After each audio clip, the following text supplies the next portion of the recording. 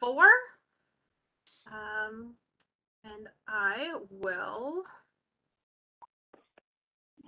share my screen and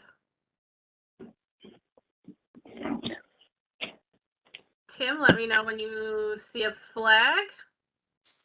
Will do.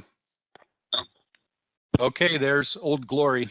All right, for those wishing to do so, Tim will lead you all in the pledge. I pledge allegiance to the flag of the United States of America and to the republic for which it stands, one nation, under God, indivisible, with liberty and justice for all.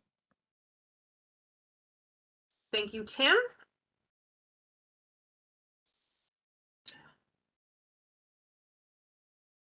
And is there any public input? Yes. Hi, everyone. There is one thing I need to read to you. This is to the Board of Trustees, Board President Caitlin Downey. Adding Juneteenth as a holiday is about confronting and recognizing the past and leading by example into the future. It is about unity and equity. It is a reminder about freedom to all. Adopting Juneteenth as a paid holiday sends the library staff and your community a message of dedication to racial justice. Both Albany County and the town of Guilderland have added this paid holiday, effective this year. And just last month, the members of the Guilderland School Board adopted unanimously in favor of adding it as a paid holiday too. The officers of Units 1 and 2 respectfully ask the board to join with our community partners in commemoration and observance of this historically significant date in our nation's history by finalizing the addition of Juneteenth as a paid holiday effective this June 2021. When you look back, you will all be proud that you made this decision tonight. Thank you for your time. Respectfully signed by the officers of Unit 1 and 2, Ann Wempel-Person, CSEA President Unit 1, and Maria Buell, CSEA President Unit 2, Brianna Wakowitz, Vice President Unit 1, Heather Nelson, Secretary Unit 1, Kathy Earl, Treasurer Unit 1.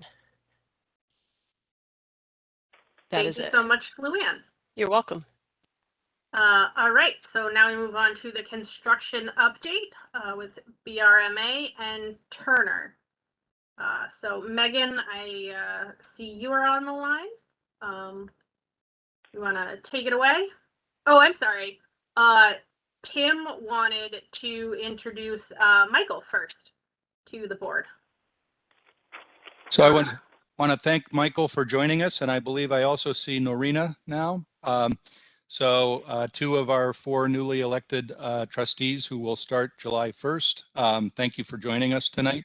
I also want to just mention real briefly for John Lorang from our IT department, who's working in Sean's place tonight. John, I have a request from Richard Rubin to have an email of the link.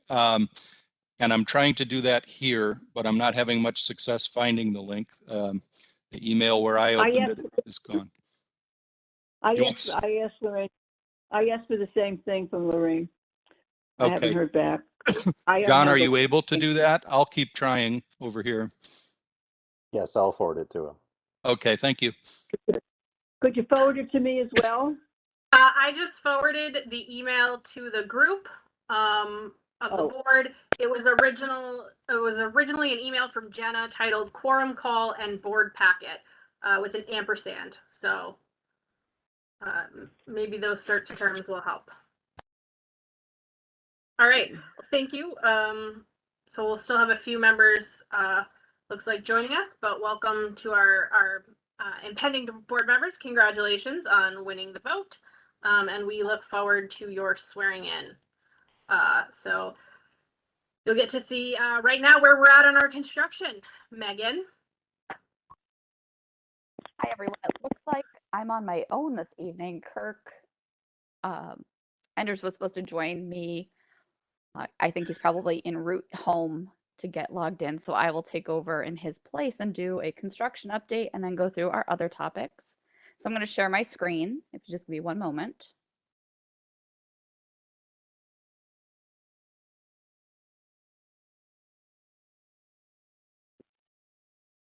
All right, can everyone see our floor plan with our color coding and areas? Yes, I can see them. Thank you. Okay, so as you know, we've passed the halfway point, so we're getting a lot of things closed and back to being functional. So starting at the lower left-hand corner of the plan, we have Area C, which is the administration area. The renovations in that area are complete. Phil Berardi's Circ department is currently in the collection services room. The kitchen and administration offices are up and functional. The furniture for Tim's office and the other administration offices was installed this week. So those are all complete. Construction or the renovation of the existing 2 staff restrooms in pink here are underway. They are finishing the tile work and installing the fixtures in that area. In this blue. Come on, Megan, if you need me. Oh, thank goodness. Take over, Kirk. Where'd you end off? I saw her bathroom. Just started in Area C and then touched on the bathroom, so I was moving on to Area C1. Okay. So apologize all for being a little bit late. So Area C1, which is circulation area, those walls are framed in. They are ready to start doing the finished work on the gyp, so they're going to start mudding those up. All the layouts done. They got to start doing getting ready to do some lights installs. All the in walls done. All the inspections for all the areas have been done. That takes care of C1. The sprinkler room. So that room is pretty much done. Even the exterior siding is done on there. So they just have to wait to go in and finish off the painting on the exterior. Do a little bit of detail work on it, the trim work around the top where they did the roof. That final piece of flashing needs to be put on there. I'll skip the cafe right now and I'll go straight to Area F. So Area F, all the demo is complete except for the new aquarium area. All the walls, in walls, utilities have been done. They are jipping that and putting the insulation in. And then the demo, we moved out tech services. So they will start demoing that aquarium area, hopefully probably starting on Monday. So we can proceed with that, get all that tied up and done, and finish off all the work that has to be done in Area F. That's moving pretty good. The other thing that is happening currently right now is the saw cuts are going on. So there's a new doorway that gets cut into the cafeteria and a new doorway that gets cut into the Tower Center room. I finally got that name right. Actually, 2 new doors that get cut into the Tower Center room. So which Enterprises is on site starting that work? So you took care of A, took care of B, C1, admin, bathrooms, sprinkler room, the area which is the Helderberg room. Oh, you didn't do Area A yet? No, sir. Did you do Area A? No? No. Okay, so Area A, I don't know if she showed you guys any pictures yet. So Area A is looking very nice and sharp with all of its finishes on. Carpeting is done, flooring is done, tiles are done in the bathroom. It's actually been what we call final clean by the general contractor. I proceeded and completed the punch list, my walk, and then I also proceeded a punch list with the library. Most of that punch list was the finishes in there. There are some wall pieces and fixtures and some controls that need to be in there, but that stuff as it comes in, they're installing that. So that room's looking pretty good. The exterior of that building, the siding is done. So all the exterior siding as of now is completed on the new building. It's just waiting for the final coating of paint to finish off the decoration. Those areas are done. And then the next area, it covers all of them. I think the next biggest upgrade that you guys might notice if you're driving by the library is the second page. So that's the site work that's going on. So all of the site work on the south and east of the building is predominantly done. All the retaining walls are complete. They installed all the under drain in the porous pavement section, the new porous pavement parking lot. They put the stone in, and currently today, as of today, they just poured the start of all the sidewalks. in that area. So what's left is the rest of the sidewalks, the slip form curbing, and then we'll be ready to put the final layer of stone in, and it's be ready for the porous pavement. All the stairs have been poured, and then the only thing that would finish off that area is the latest and greatest update is the building. The lovely shed that's up there right now is scheduled tentatively to start being demolished and removed beginning on Monday, if not Tuesday morning, if everything lines up okay.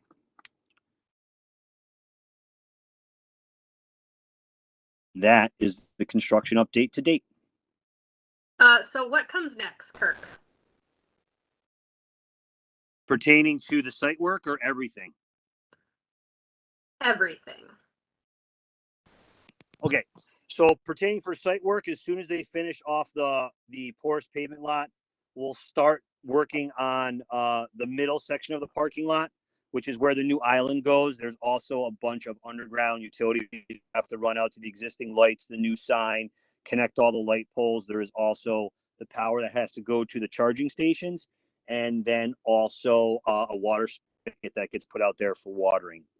After that is starts being done or is completed being done. In the meantime, the main lot that's closest to Mercy Care Lane, that'll be the walkway and the parking for your curbside pickup. So that takes care of the next latest and greatest for the upgrades for the exterior. That's how that cycle is going to go.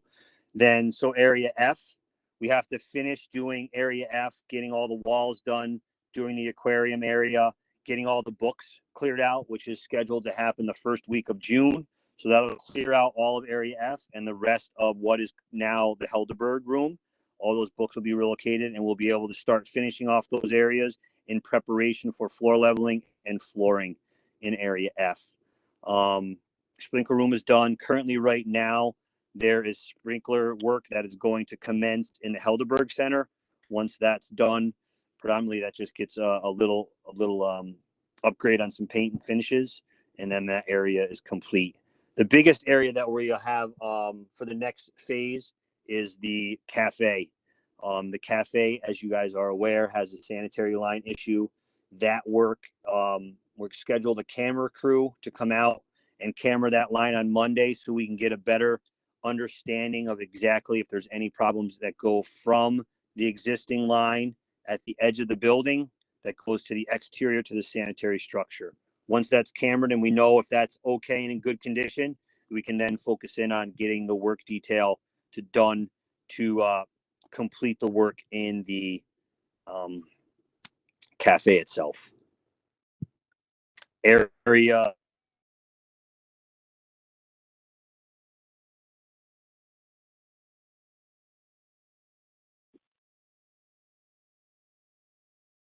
I think we lost your audio, Kirk. I did anyway.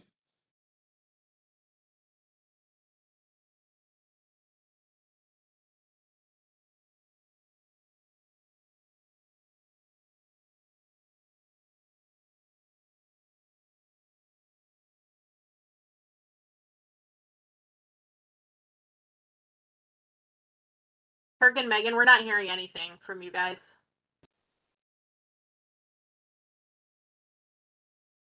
Well, I'll try to take over. I'm not sure exactly what he was saying at that point, but I'll show you some finished photos or almost finished photos.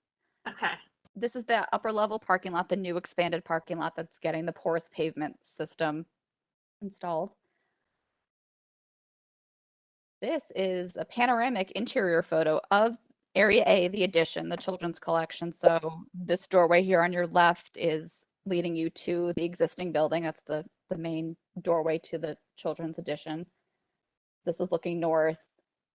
This would be where all of our stacks are, our computers. And then further around the corner is the restroom and the toddler drop-in play area. This area in the right-hand corner is the program room, which if you were standing in person, you would turn around and it would look like this.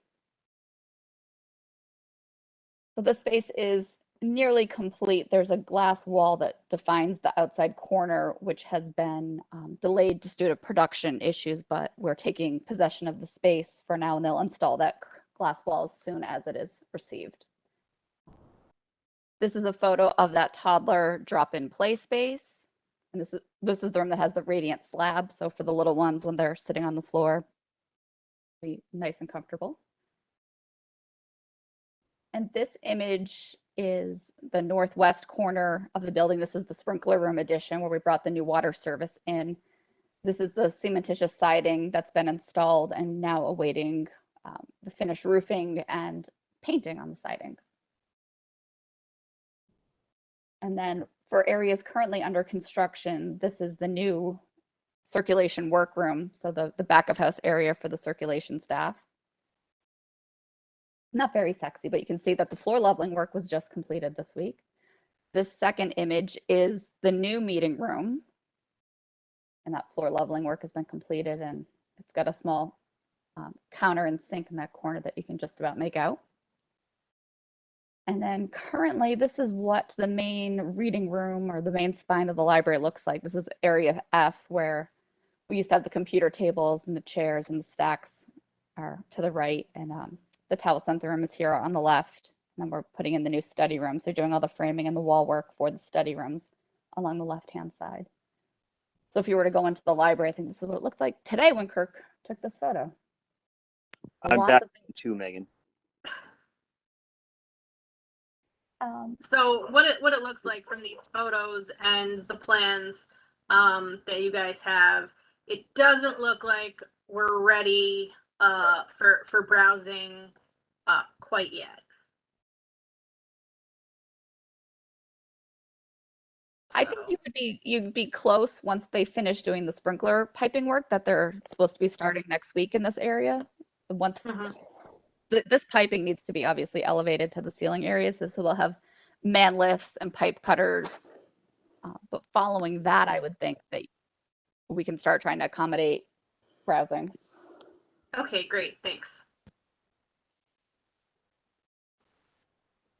All right, so moving on. Megan, can I just ask a quick question?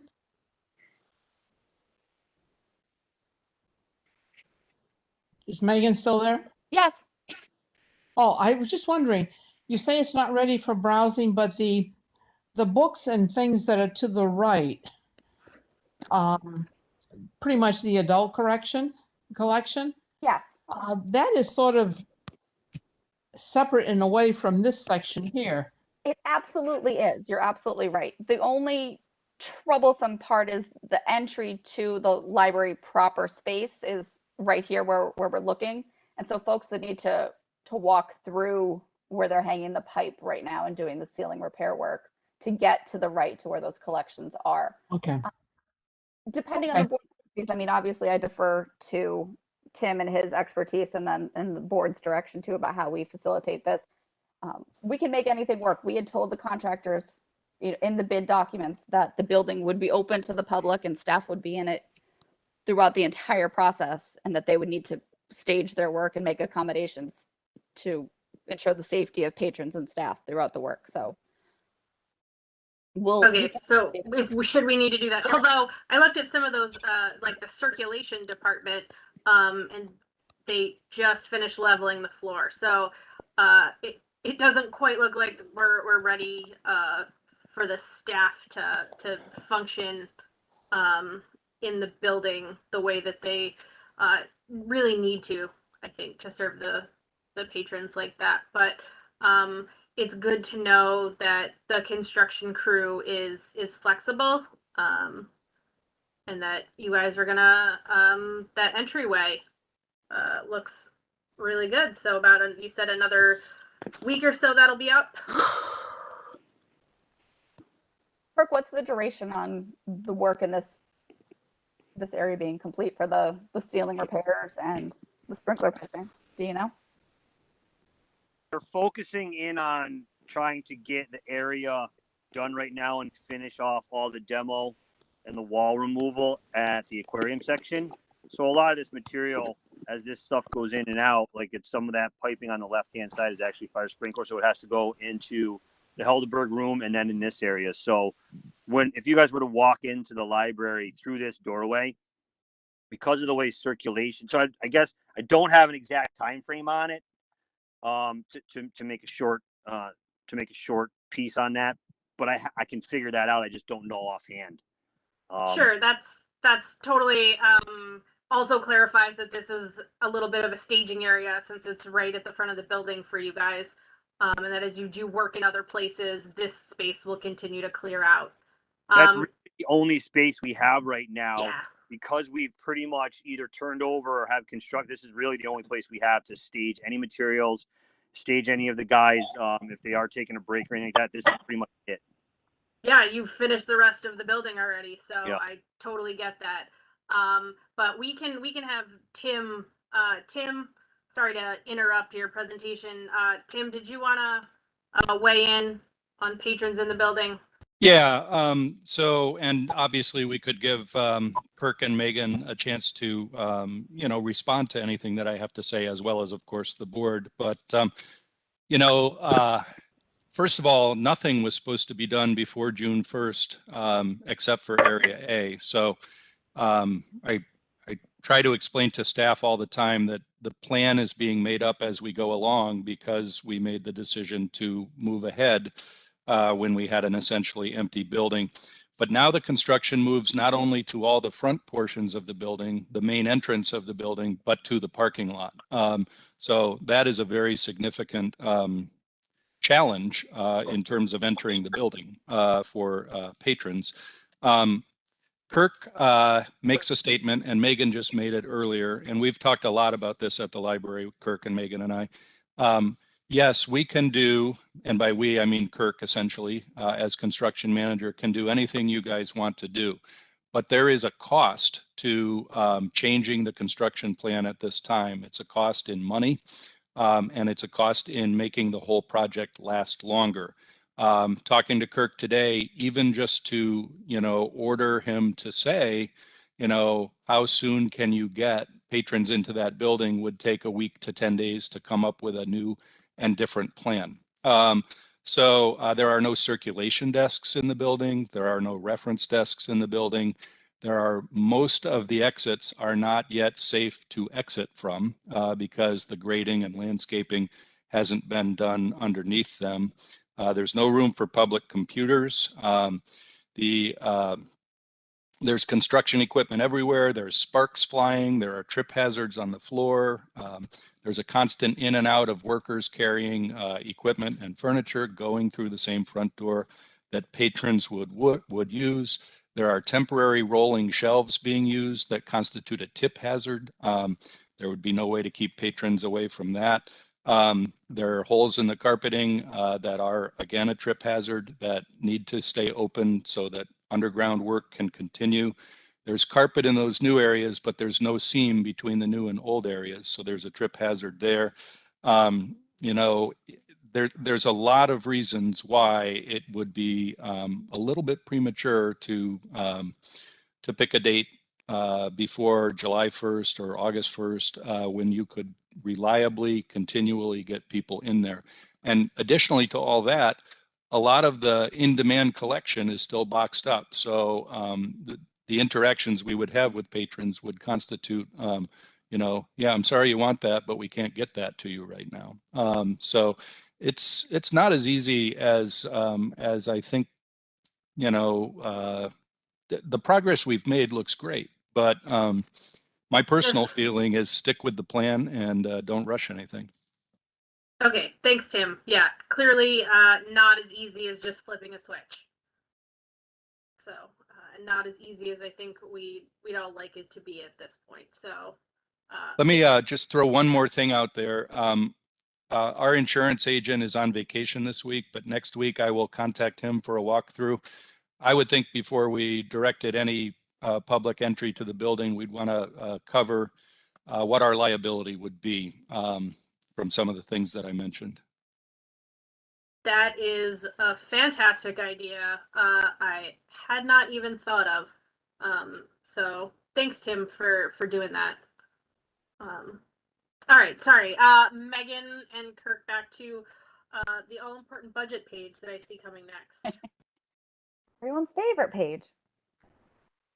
So this is our monthly update on the budget. As it sounds, as you may have understood from our earlier conversation, we continue to be on schedule with the timeline that we put together last summer.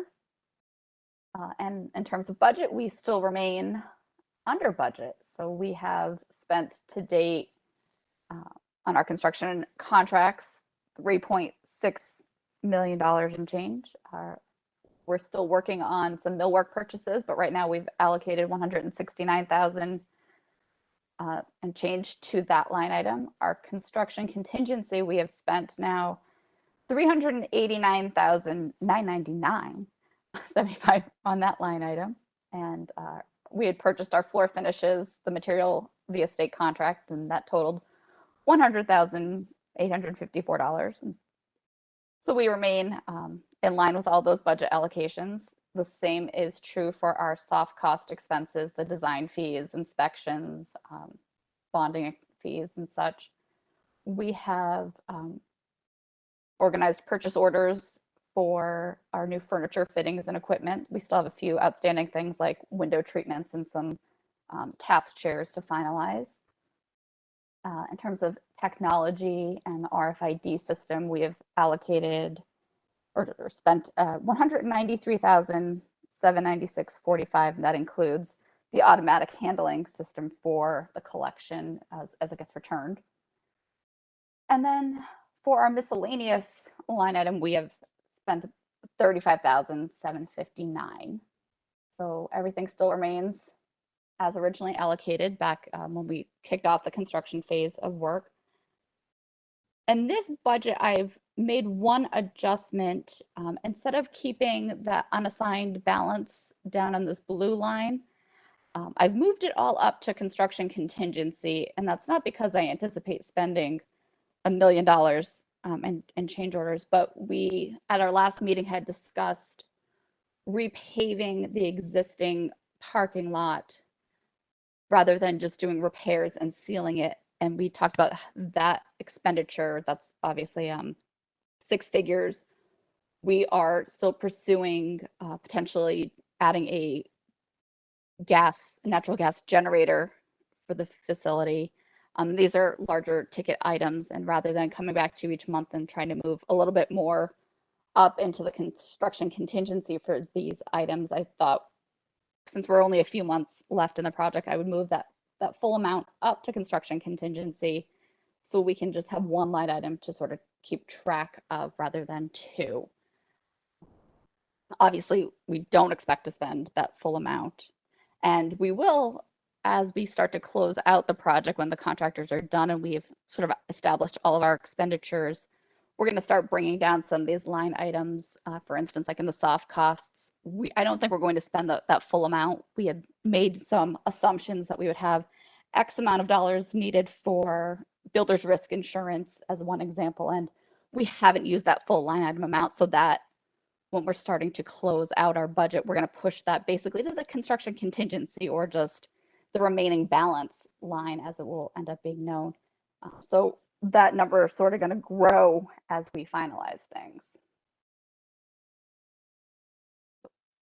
Does anyone take any exception to having that sort of consolidated line item so we can look at this a little bit cleaner as we finish up our last few months of budget talk?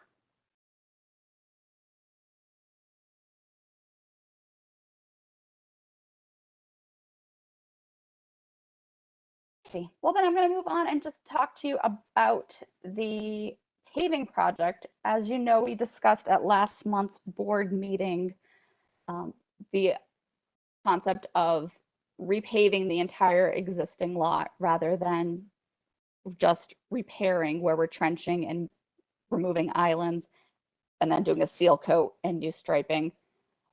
The board authorized us to move ahead with that as a concept. We couldn't finalize that completely because we needed to hear back from the state education department on how we could actually make that scope of work happen.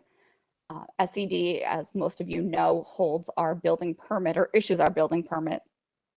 And so they review change orders, construction contracts, and such. And typically their threshold for change orders is $35,000 unless you're doing something particular, like in this case, we're expanding on a scope that was established in the bid documents. We expanded from repair and sealing to full repaving. So we made a submission to SED, to the Facilities Planning Office. They reviewed all of our documentation and decided that we could do this work as a change order to the general construction contract rather than bid it out in a public bid scenario and add another contract to this referendum project. And the reason behind that is it should also help us with schedules, so that we're not adding another contractor and mobilization to an already crowded site.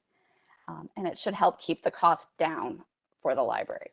So the change order proposal that we received from Betty and Craig, the general construction contractor, was $126,128.64. That has been thoroughly reviewed by Kirk and the Turner staff. And so it is ready for board consideration this evening. So we can, if it's approved, we can give the GC the go ahead so that they can get started on adding this to their scheduled work for the next 2 or 3 months.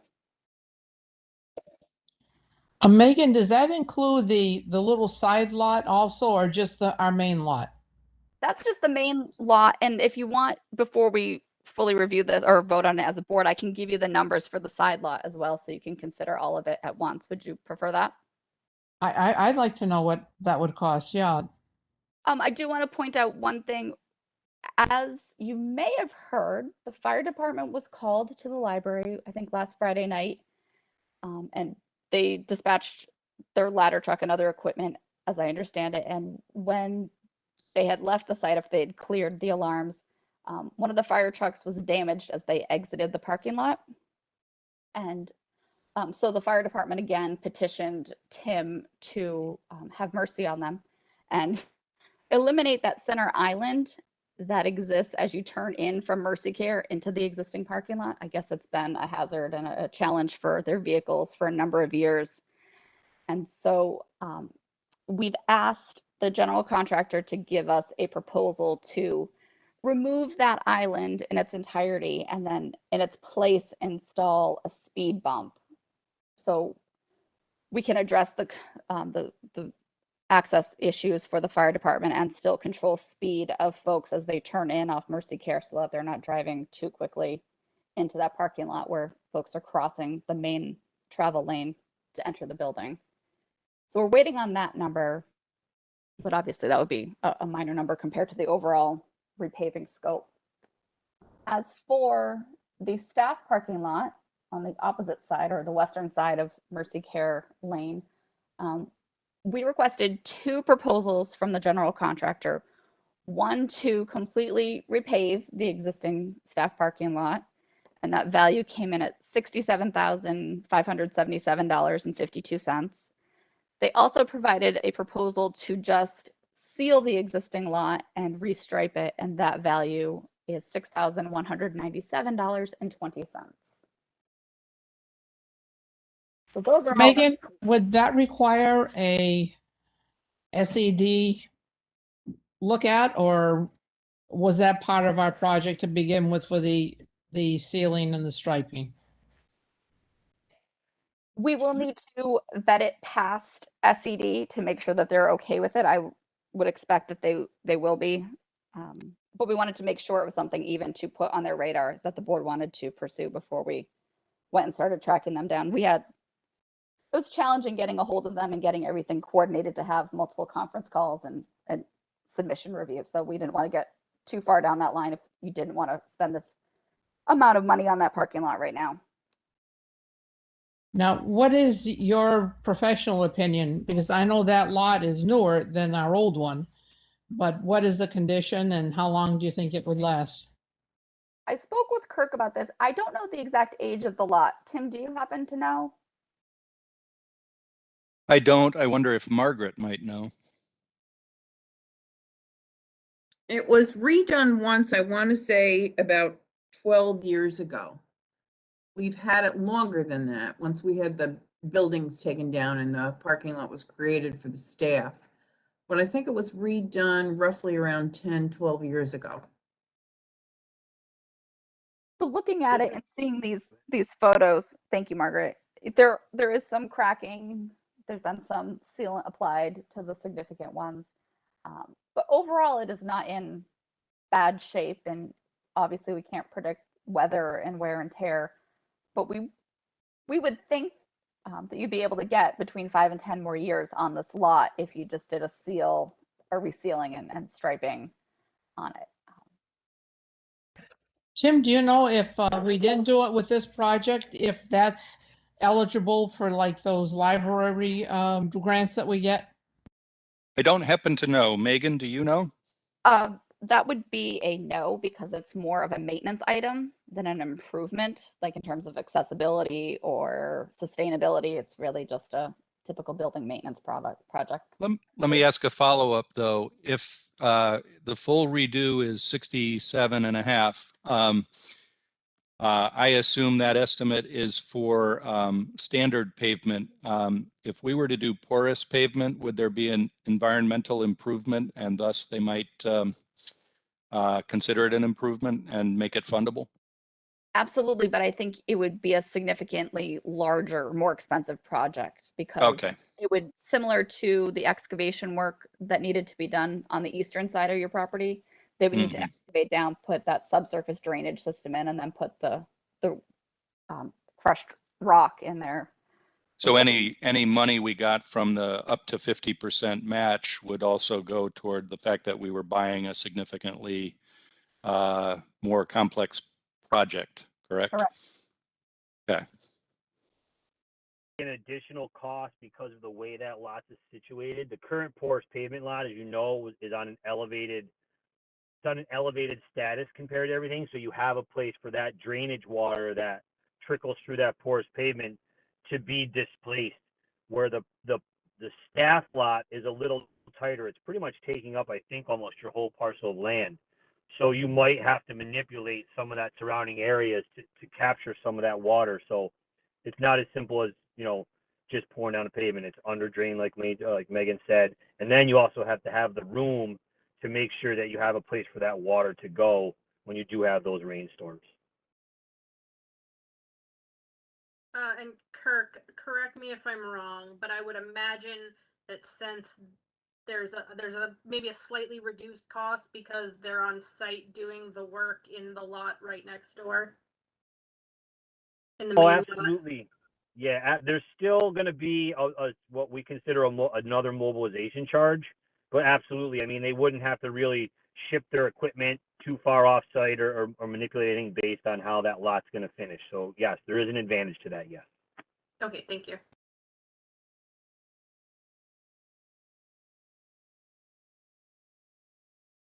All right, Megan, will that upper lot be ready for the staff and people to park before you start construction on the main lot, right?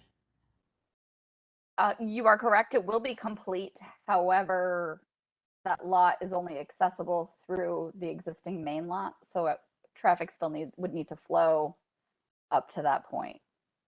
So we didn't maintain that curb cut that we had there? No, we needed to install a retaining wall along this portion of the parking area to make sure we had the appropriate grading and site safety for the porous pavement to be installed. As you can, so that curb cut was over here, but we've lowered and adjusted the grades. Oh.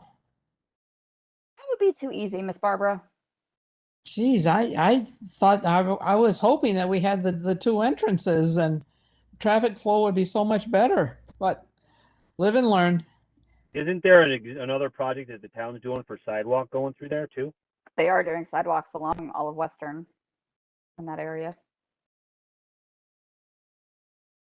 And if I'm not mistaken, wasn't part of the planning on that the state is interested in having fewer curb cuts along that stretch than they already had? That's correct. Yeah, they wanted us to eliminate anything and keep it consolidated to Mercy Care Lane. All right, so Megan, you need us to approve or not some things. Correct, please.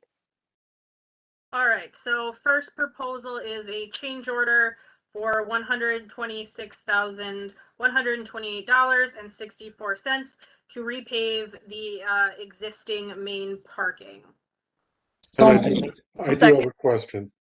All right, well, we've got Barbara making the motion, a second by Kathy. Time for discussion. Richard. So, it's good that we didn't have to bid this, but Megan, you said that Kirk looked at the proposal.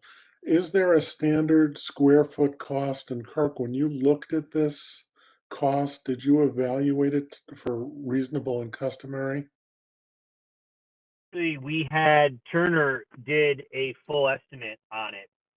So we did our own full estimate on it, and the estimate proposal we received from the contractor was lower than ours. Okay, And I vetted, we did vet the numbers. Yes, absolutely. thank you. Yeah, SED required us to submit a CM's cost estimate of all of these expenditures to compare them. Excellent. Are there further questions or discussion? Marcia? No, I'm back on the phone. I'm Okay. sorry, I'm having technical problems. I apologize. Just a disaster. Sorry. That's all right. All right. My computer's frozen. If there's no further discussion, we'll go right into our vote on this. We'll do a roll call for ease of virtual meetings. Once again, this is a change order to repave the existing main parking area. Barbara? yes. Herb? Yes. Kathy? Yes. Bill? Yes. Noreen? Yes. Richard? Yes. Marcia? Yes. And myself, yes. Unanimously at 6:47, we approve the change order to repave the existing main parking area. Next, we'll do repave the staff parking lot. If this motion, if someone cares to make the motion and then we vote and it does not pass, we'll move on to voting on seal and stripe. Barbara.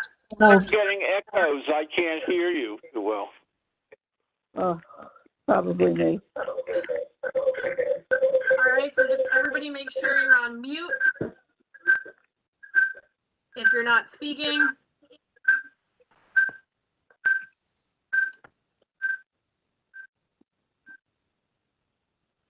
That seems a little better. Barbara, you move to repave, to approve a change order to repave the staff parking lot for $67,577.52. Barbara, was that? That was a yes. Moved by Barbara. Is there a second? Noreen. Second by Noreen. All right. Is there discussion? Richard. I am in favor of sealing and striping. I just think there's, we can save $60,000 here and get, I heard 5 to 10 years out of it. I think this is a good opportunity to economize. Just me. I would agree with you, Richard. I think maybe a seal and stripe as opposed to spending the $67,577. When Margaret said this was, it's Marcia. When Margaret said this was redone 10 or 12 years ago, do you mean it was completely repaved or was it just sealed? I think it was redone when we did the new curb cut parking lot portion. So yes, I want to say it was redone. It was completely repaved 10 or 12 years ago? Yeah. Okay. Well, I'm looking at the cost, and we're talking about almost 10 times the cost of sealing and striping. So I'm not sure that's terribly cost effective. Phil? What happens to money that's in the budget that we don't spend? Oh, and Marcia, it's *6 to toggle muting your phone, by the way. Was that to me? I'm sorry. Yes. What did you say? *6 will mute your phone and unmute your phone. Hit *6 on my phone? Correct. I'm so sorry. I can't All check. good. All right, so your question, what happens to the money? What happens to the money that we don't spend? Yeah. Sorry. Anything that you don't spend can be used to offset the amount of the bond. I know that right now the school district issued a ban, which is a bond anticipatory note. So they did not do the full bond yet. That will be coming up later in the early summer. So we'll need to work with the district about that. But the short answer is that you don't need to do the full bond amount if we have not spent all of that money. So we could reduce the bond amount and therefore the tax burden to the individual taxpayers. Tim, were you raising your hand? I'm sorry. I was. That's true, certainly. And any money that is borrowed for this project is coming from the taxpayers of Guilderland, one way or another. So my point is perhaps moot, but it is the school district that is borrowing this money, not the library. And it is the school district that's paying it back through a levy. So I am really agnostic about whether you need to do the whole parking lot now, but I think it's an important point that if you redo it in 5 or 10 years, it'll be with library tax money rather than school district tax money. But again, it all comes from the same taxpayers. Thanks, Tim. Any other discussion or questions, Barbara? Yes, I think the thing that caught my ear was the fact that if we redo it, and 5 years down the road, it's obviously going to cost quite a bit more money. Probably, I'm guessing maybe 25% more than if we do it now with all the equipment and everything on site. So I guess I like the idea of completing all the things so everything is new and ready to go. Thanks, Barbara. Any further discussion? Caitlin, this is Margaret, if I may. I Please. just checked with Lou Warner. The staff parking lot was last redone completely in 2007. So I was incorrect. I apologize. So that was about 14 years ago then. That's correct, yes. And so, Megan, what is the normal natural life? How close are we to a parking lot like that?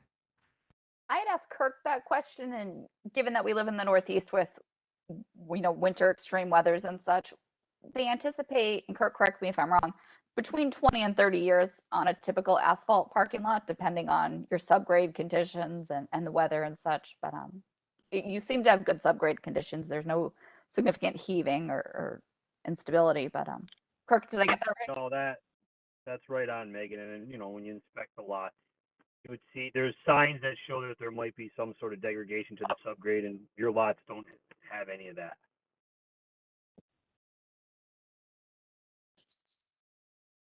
Thank you, Kirk and Megan. Other questions or discussion? Noreen?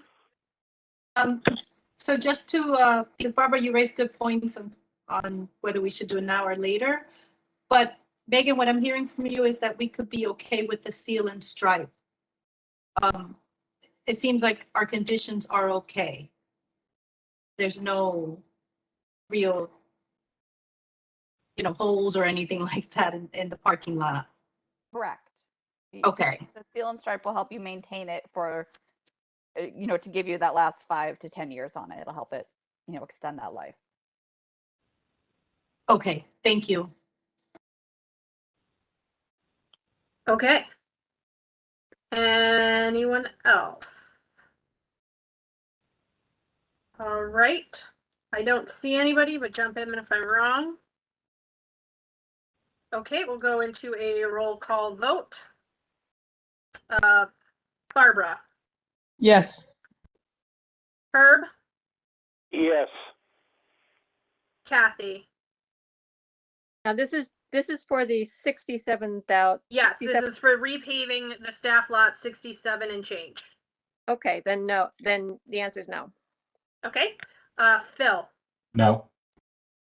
Noreen, No. Richard, No. Marcia, No. Caitlin, no. So with only 2 in favor, that motion does not pass. Moving on to the next, then is there a motion to seal and stripe the staff lot for $6,197.20? Barbara. So moved. Motion by Barbara, is there a second? Second. I got second by Herb. All right, and I don't think this needs a lot of discussion after the last, so we'll, correct me if I'm wrong, but we can go right into a vote. All right, Barbara. Yes. Herb. Yes. Kathy. Yes. Phil. Yes. Noreen. Yes. Richard. Yes. Marcia. Yes. Caitlin, yes. Unanimous at 6:56 p.m. The motion to seal and restripe the staff parking lot passes. All right. So, Megan, any other construction updates from you guys?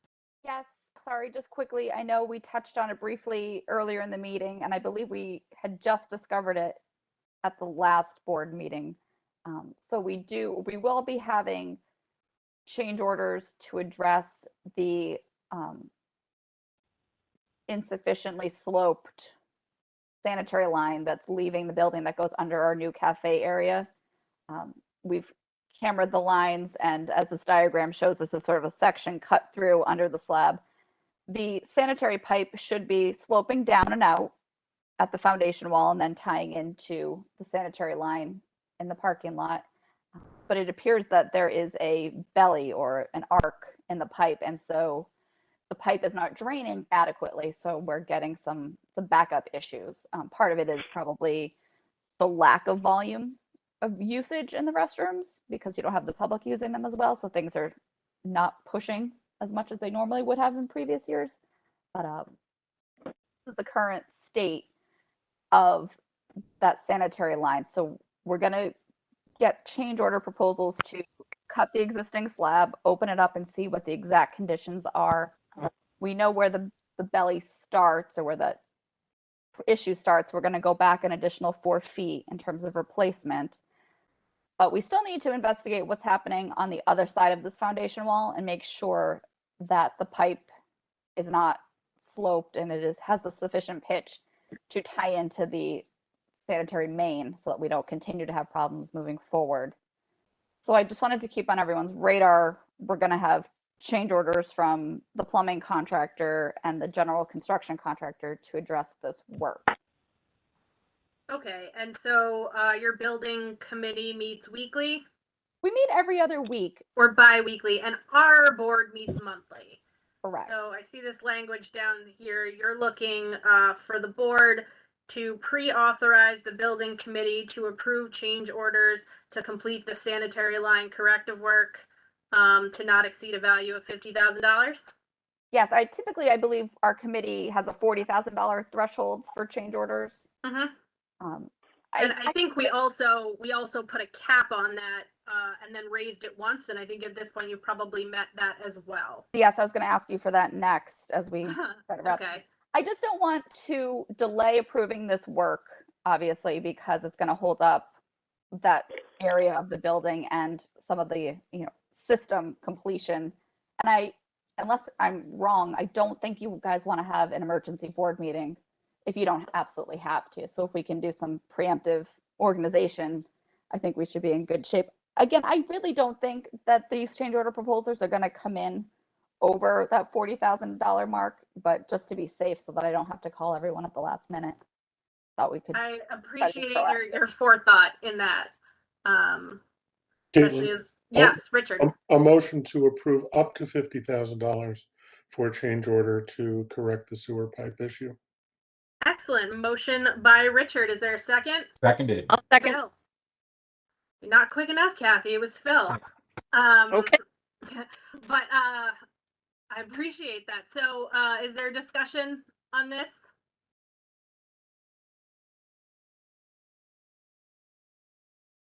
I can't see everybody, but I don't see any hands up. So we will go into a vote. And the motion is to authorize the building committee to approve change orders to complete the sanitary line corrective work not exceeding a value of $50,000. So Barbara? In favor? Herb? In favor. Kathy? In favor. Phil? In favor. Noreen? Yes. Richard? Yes. Marcia? Yes. And Caitlin, yes. So unanimous approval at 7:01, the motion passes. So thank you so much for thinking of our board and our special meetings.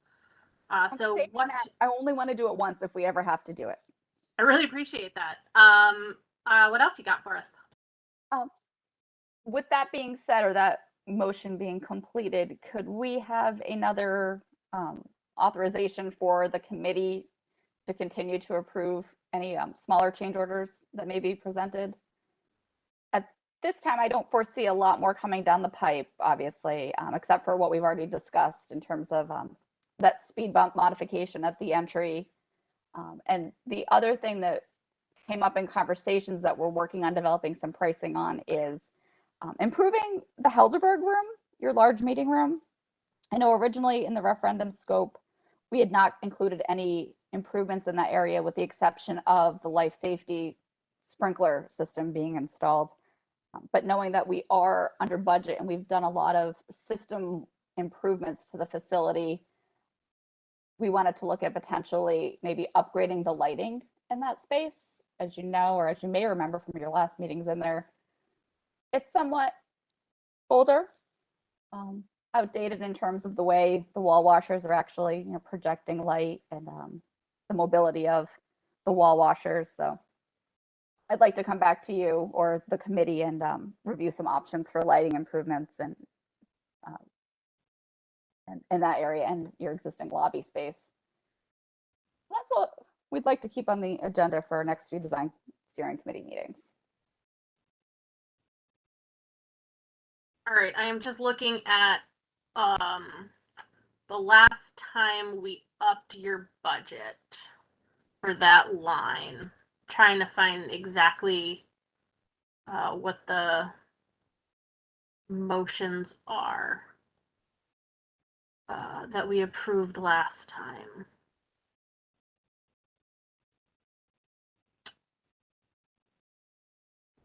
Please bear with me. Was it at the last meeting? I don't believe it was at the last meeting. It may have been at the second to the last board meeting. That's what I thought. I didn't see it in April. That would have been March. It's only May. No. Okay. That explains it then. Oh,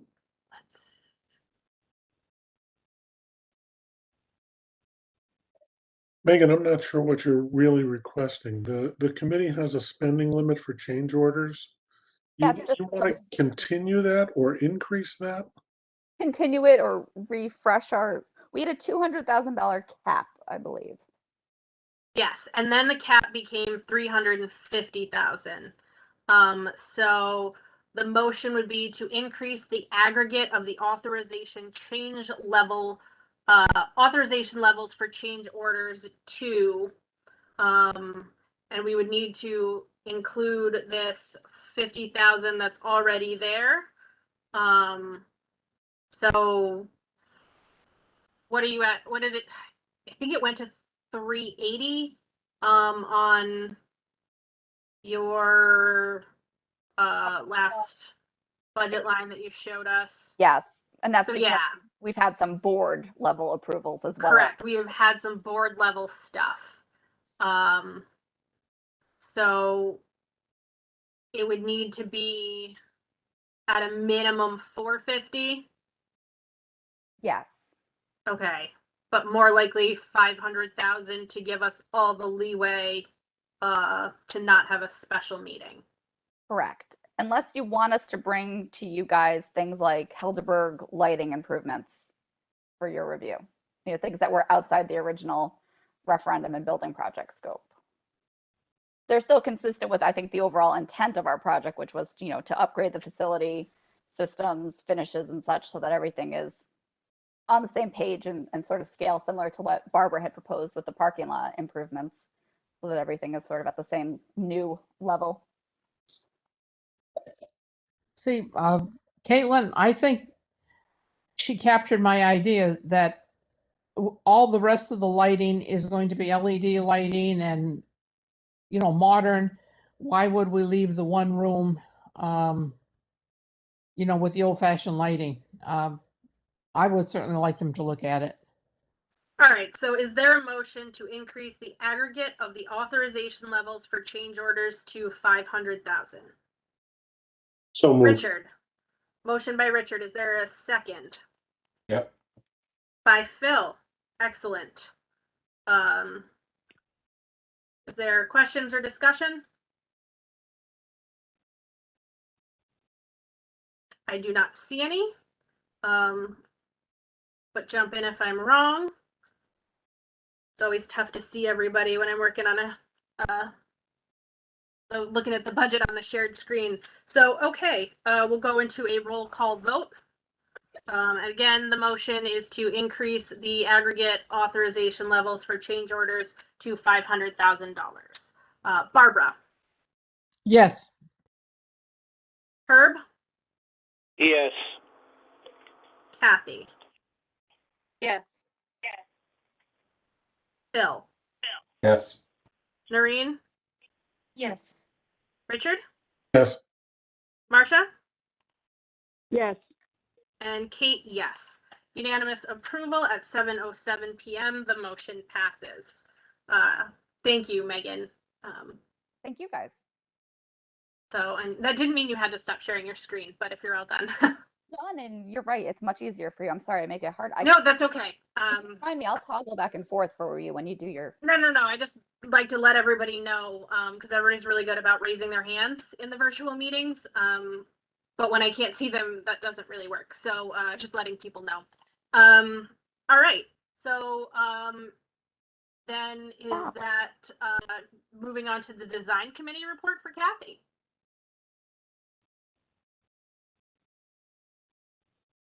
Okay, well, we had some change orders at our April 28th meeting. Just run through them real quick. $4,132.59 to add more windows to the staff room. There was a proposal to spend $2,042.38 for to change the paint color in the addition. That did not pass our committee, changing the paint color for that amount. Let's see, more sidewalks at the emergency exits, and $4,950.91. Some electrical work for the fire alarms, smoke detectors, pull stations, etc. Just to upgrade the whole library to the upgraded fire alarm system. $20,482, and that was approved. The car charging stations for $13,000 $34, including the NYSERDA rebate that was approved. And then it was just noted that which is you've already heard about that that the plumbing hasn't come in yet for we just approved that up to $50,000. So I think that was all on that meeting. And the next meeting we didn't have, I believe we had no change orders.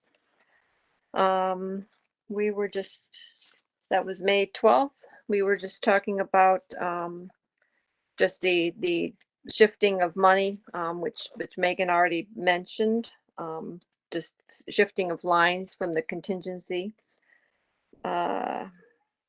Just talking about just things are going on. I think there was some talk about maybe some murals or paintings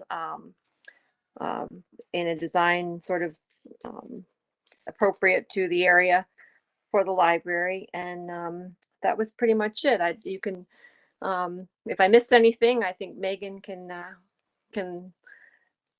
let me know, but I think that was all we talked about in those two meetings. I think that was a majority of it.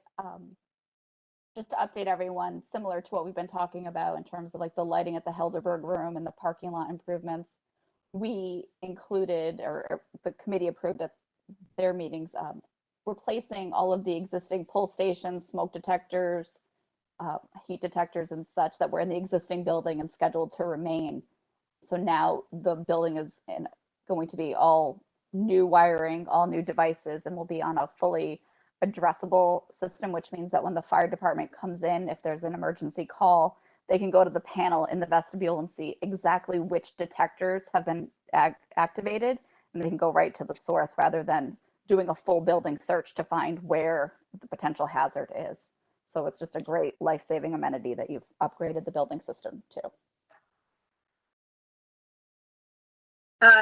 Yes, Tim. I agree with that point, and I think it's interesting that really because of good planning by the architectural firm and because of the accident of COVID that increased competition for these jobs, that our bids came in so low.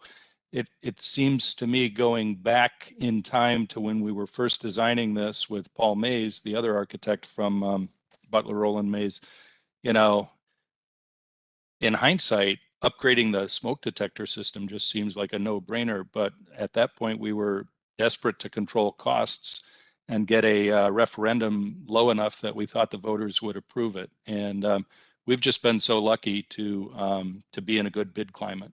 Is that a fair statement, Megan?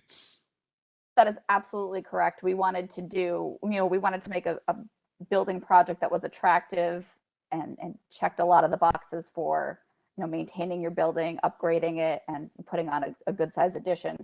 But we really needed to prioritize, what had to be done, and then like the sprinkler system that needed to be done to expand the building. But things like the fire alarm system, it still met code because it was an existing system, but it doesn't meet the new codes for new construction. So now we've been fortunate enough to upgrade the entire building.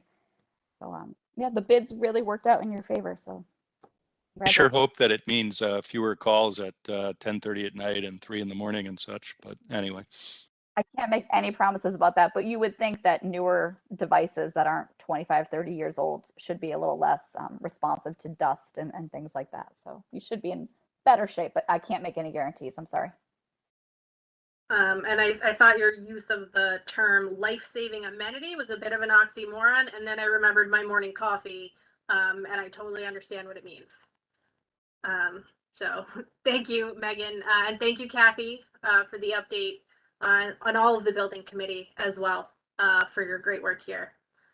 So thanks, Megan and Kirk, and we will see you next month.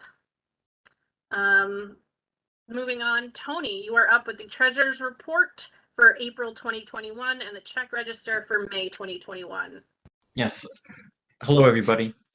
As in prior months, the way I go about review is to look at all the documents together. So I start with the check register and cross-reference the checks that were written against the expenses on the income statement. So I'd like to start with the income statement. Draw your attention to two items in the income column first. The tax levy, a portion of that came in during the month of about $72,000. The other item that stands out is a negative adjustment of about $26,000, and that is due to a tax appeal assessment from one of our vendors in the area, resulting in money going out to that individual. The income statement really had nothing material on it when compared to other months of the year. The expense categories stayed consistent. The amounts fluctuate obviously based on the activity for the month, but for the most part, nothing really stood out on the expense side of the statement. Moving on to the check register, I do tick and tie to the extent that I can the expenses with the checks that were written during the month. Focus mostly on the construction costs, materials, and maintenance costs. There's large dollar amounts moving, so I do like to take the time to tick and tie those. I was able to. The materials matched up, and the items designated as part of the renewal project or part of improvement did fall in line with changes on the balance sheet for the construction process. And from prior months, I have been looking at the construction process, which is where the rolling expenses are being placed to cover or to represent, I guess, the outflow for the accumulated cost of the construction. So moving on to the balance sheet, there are a couple things to talk about on the balance sheet. The income statement did show a net loss of $281,000. So I was looking to see if that was appropriately reflected in the decrease in the cash accounts. That was. Next, I do look at that construction in process, and that did increase by about $550K. And there were also changes to some of the T-bills. And the next step would be to look to make sure those fall in line with the other half of the equation, liabilities and capital. They did. The accounts payable went down by an amount that was commensurate to that. So that was my clue that things seemed to be in checks and balance, and the reporting in one document did carry through to the remaining two documents. Other than that, nothing really stood out for this month. I'm just checking my notes. Yeah, the big things were just on the income statement, the tax levy, and the appeal. But other than that, my opinion is that the items reflected on the check register were captured on the income statement, and the impact to the necessary accounts were reflected on the balance sheet. Does anybody have any? I was going to say, thanks, Tony. Are there questions? Sorry. Questions for Tony? Excellent work again. We're really lucky to have you as our treasurer. Absolutely. So I'm always grateful when our treasurer does not run for a board seat, because as you all know, the treasurer cannot be an elected board member. So thank you so much, Tony. Is there a motion to approve the treasurer's report for April 2021 and the check register for May 2021? Motion by Barbara. Is there a second? Bill. Excellent. Any discussion? Seeing none, we'll go to a roll call. Barbara? Yes, by a show of hands.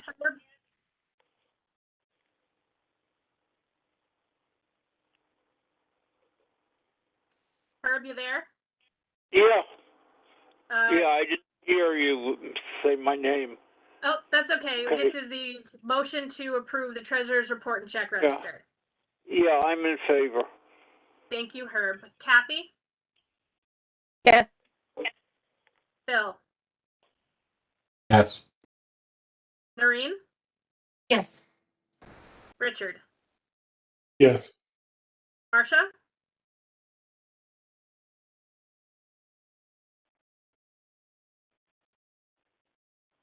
Marcia, you have to *6 to unmute again.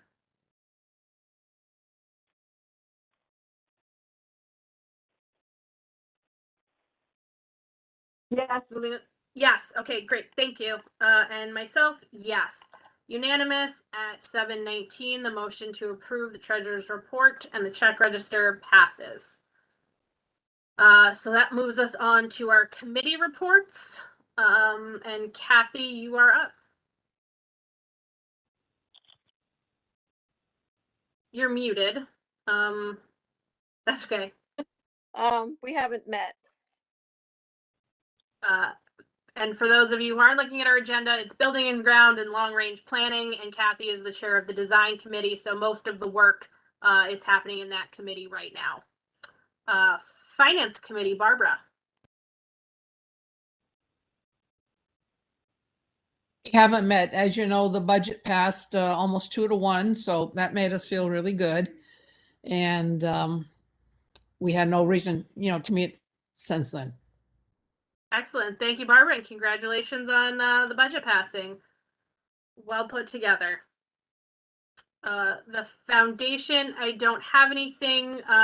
Really, they are sending mailers to people. They're looking for sponsors and donations for their golf tournament coming up this fall. So there's different levels of sponsorships, and as well as looking for some silent auction stuff. Tim, you've got some more? Yes, the foundation met last Thursday night, and I asked them for $500, which they approved. The PPS department had purchased 300 vaccine card protector sleeves, Mylar things, for 32 cents each, and thought that would be a good program, a good giveaway for people. And they were all requested like within the first 2 hours.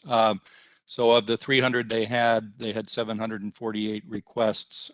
So the library went ahead and ordered the extra 350 to make whole, or to give away those which had already been requested. And then we had cut off the ability of the public to request anymore through the computer system. But the foundation has agreed to purchase up to 1,500 more of them. So right now we're kind of holding off and trying to figure out whether we're going to take advantage of that foundation money and give more of these things out or not. But it was a very successful giveaway, and I was glad that the foundation wanted to get behind it. Thanks, Tim. So folks, if you know someone who can donate to the golf tournament, either by sponsoring a tee or in the program, or have something for the silent auction, please be in touch with the foundation and their members.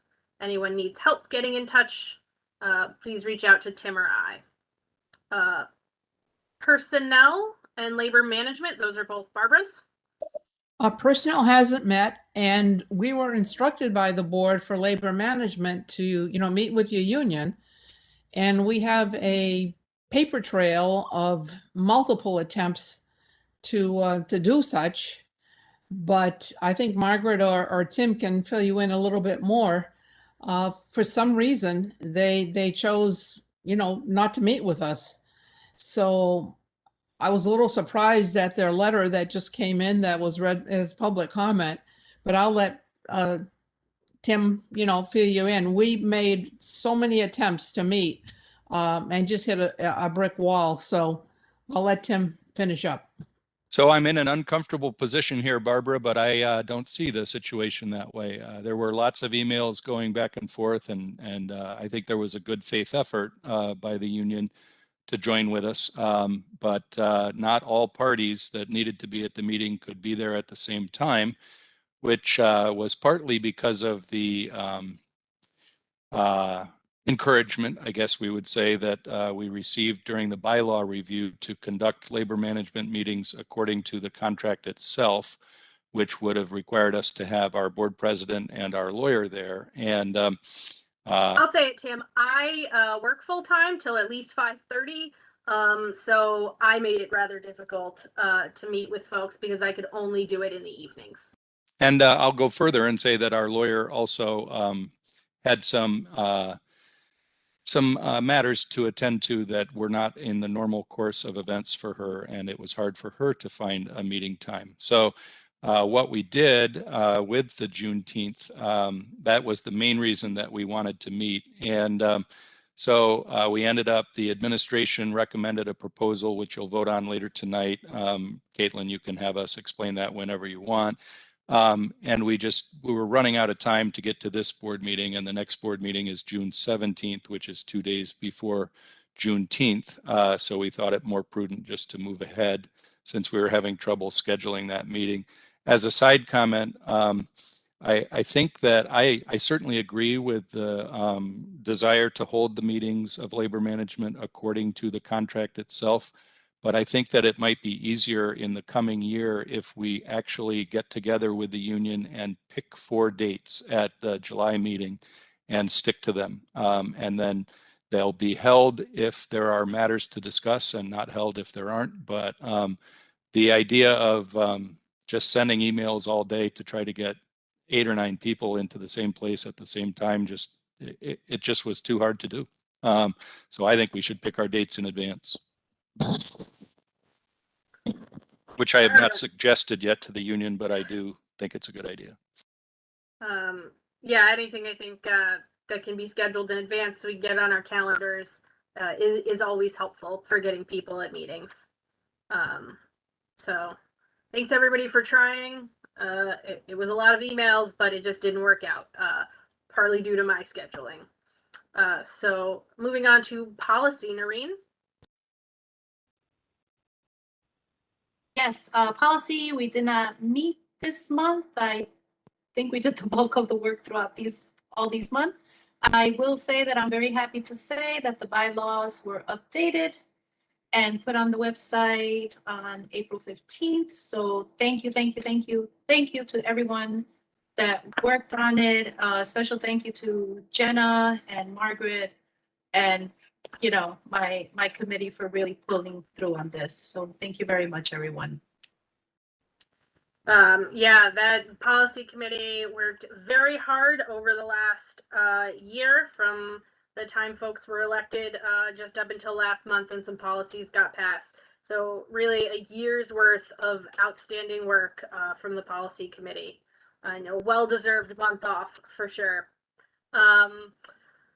COVID Action Committee, Phil Metzger. We did not meet. Excellent. Thank you. And then the UHLS update from Herb. I submitted a written update, which you should all have now, I assume. The UHLS board met last week, and there was a slight increase in construction aid, which was divided half to Guilderland and half to Cohoes.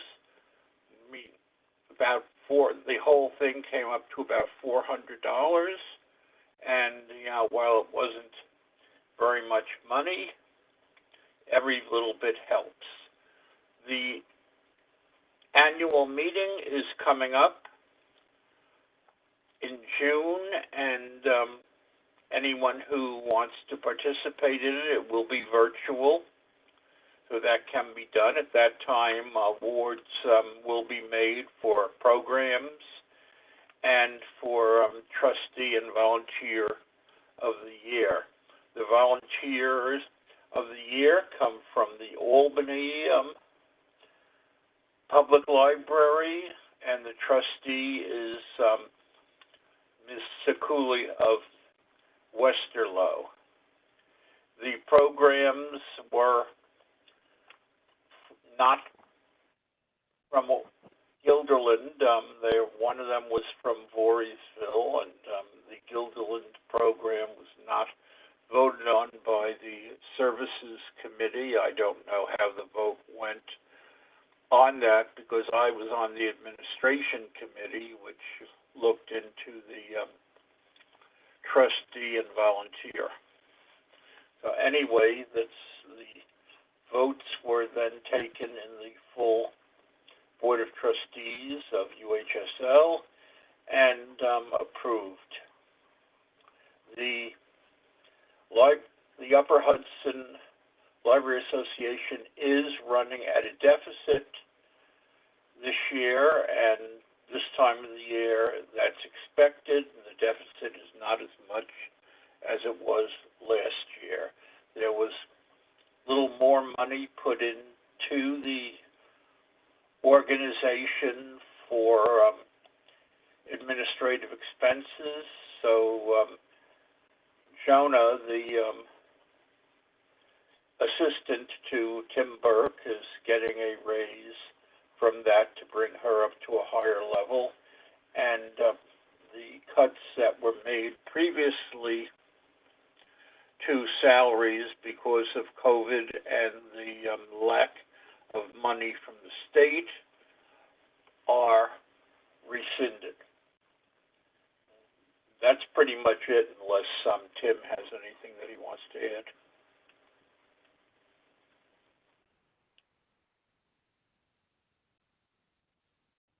Tim, is there anything you wanted to add to the Upper Hudson update? I'll just add one colorful detail. I was working on something else, so I didn't hear Herb's report word for word, but I did read it, of course. So the June 9th annual awards ceremony, which is virtual, is usually a banquet that costs like $35 or $50 to go to, and usually some trustees do go, and the library pays for their participation.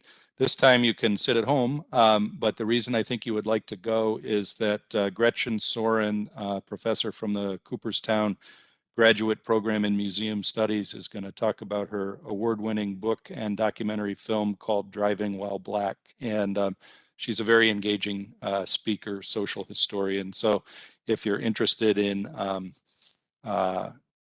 race in America, she's a very enlightening speaker. And the title of the book is a little bit misleading. It's certainly about driving while black, but it's a history. It's not, she barely mentions the current problems that black drivers are having. It's all about the history of black travel in the United States. Caitlin, can I ask Yes. Tim a question? Sure. Are you familiar with what that Voorheesville Children's Program was?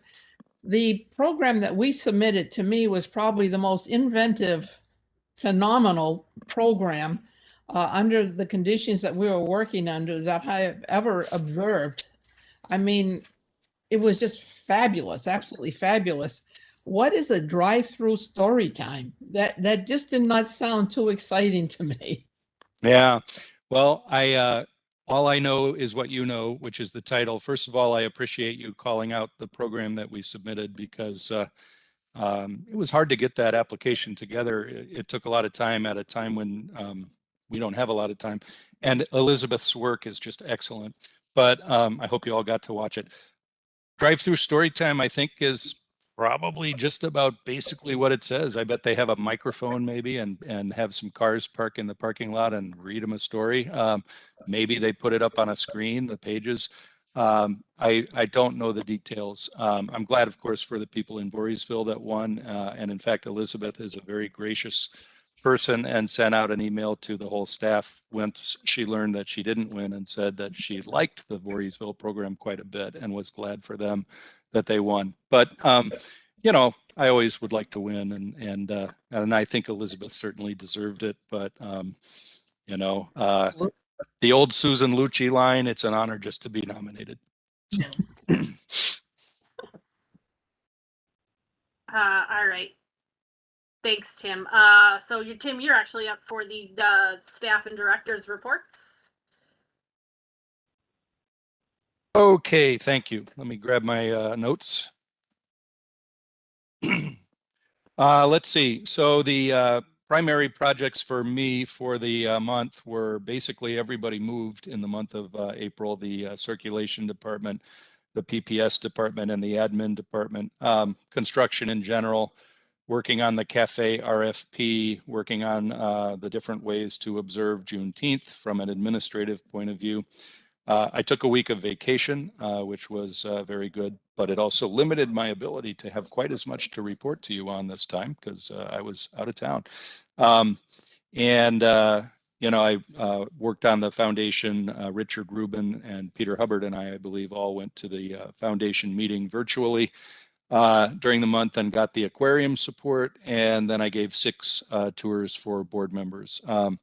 And I don't want to be a bad guy, but any board members listening who haven't had a tour, please take advantage of that opportunity. And for Mike and Norina, our board members elect, I will email the group of 4 of you and offer you guys tours at your earliest convenience as well. And I, you know, assume no one would object to having current and future board members tour together if they were interested. So a little aside on tours. Going through the other departmental reports, I just want to call out a few things and people. Luann has been doing a great job. She really represents the library in the community well, which is hard to do during a pandemic, but she was invited to join Guilderland High School's local advisory council and has had several meetings with them. They're working on ways to, you know, rally the community to support high school students and interaction between the high school and other parts of the community. She started a new Facebook group called GPL Cafe Chat. So it's a place where people will begin and have begun discussing books, movies, and things like that. It's a great idea. We now have 3 separate Facebook pages: the main library one, the Cafe Chat, and the very successful Youth and Families Facebook page. And at the foundation meeting, there are a couple of professional PR people that help with the foundation. And I mentioned at the foundation meeting that Luann has a 40%, actually in this month, 37% open rate on her emails, and the industry average is 22%. So she's really doing a good job there. Kathleen Terrell, one of our librarian ones, has started a new podcast, which is on all the major platforms. It's called How Did You Find It? You can also listen to it on our website. Ann Wemple-Person, as she does twice a year, did the Drug Take Back Day with the Guilderland Police Department and collected 600 pounds of drugs, both prescription and over the counter, which are bad for the water supply, bad for wildlife. If they're opioids, they you know, cause people to commit crimes. So people turned in their drugs. 600 pounds, if you think what a pill weighs, it's amazing to collect 600 pounds of stuff. She also coordinated her 3rd greeting card project with community caregivers called the Springtime Card Project, and the clients of community caregivers really like those. Over in the circulation department, I played with the numbers Phil presented in his report just a little bit. I found it interesting that when you combine all the physical circulation or analyze all the physical circulation and the virtual circulation through Hoopla and Overdrive, it comes out last month to almost equal: 8,930 physical items circulated and 8,326 virtual items circulated. And that's just books, books and audiobooks. It's not movies and streams and music and all that kind of stuff. Over in the PPS department, I want to call to the board's attention the retirement of long-term librarian Sandy Tabor from the youth department. Sandy was a fantastic librarian, and we are sorry to see her take the next steps in life that mean that every day is a Saturday for her. She was very caring, very dedicated, and very attentive to kids. Speaking of kids, one of the things they do is they give away a series of kits of craft activities and, in this case, STREAM activities: science, technology, reading, education, art, and mathematics. And the nature-themed one that they are giving away for the spring has resulted in 24 kids in Guilderland planting trees, which is great. As you may know, unless you're Norina or Mike and just coming new to the board, we offer wireless outside the building 24 hours a day, and we had 763 people use that in the month of April. And we did 430 print jobs for our print on demand service. So those are great things. And lastly, a shout out to our maintenance and IT departments who are doing like double, triple duty because of the construction. They're always having to move something, and 3 people are asking them to move something, and they're doing a great job with that. So thanks to maintenance and IT. that's what I've got there. I'm obviously happy to take questions. Are there questions for Tim?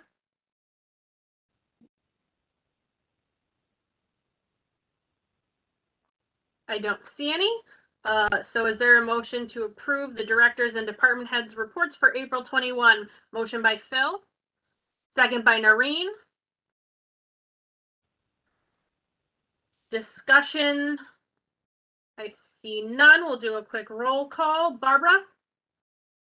Yes, with a hand. Herb? In favor. Kathy? Yes. Phil? Yes. Noreen? Yes. Richard?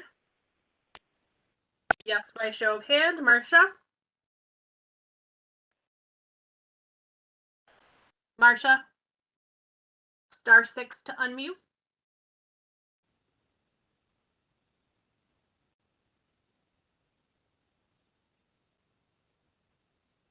You're off mute now, Marcia. Now you're back on.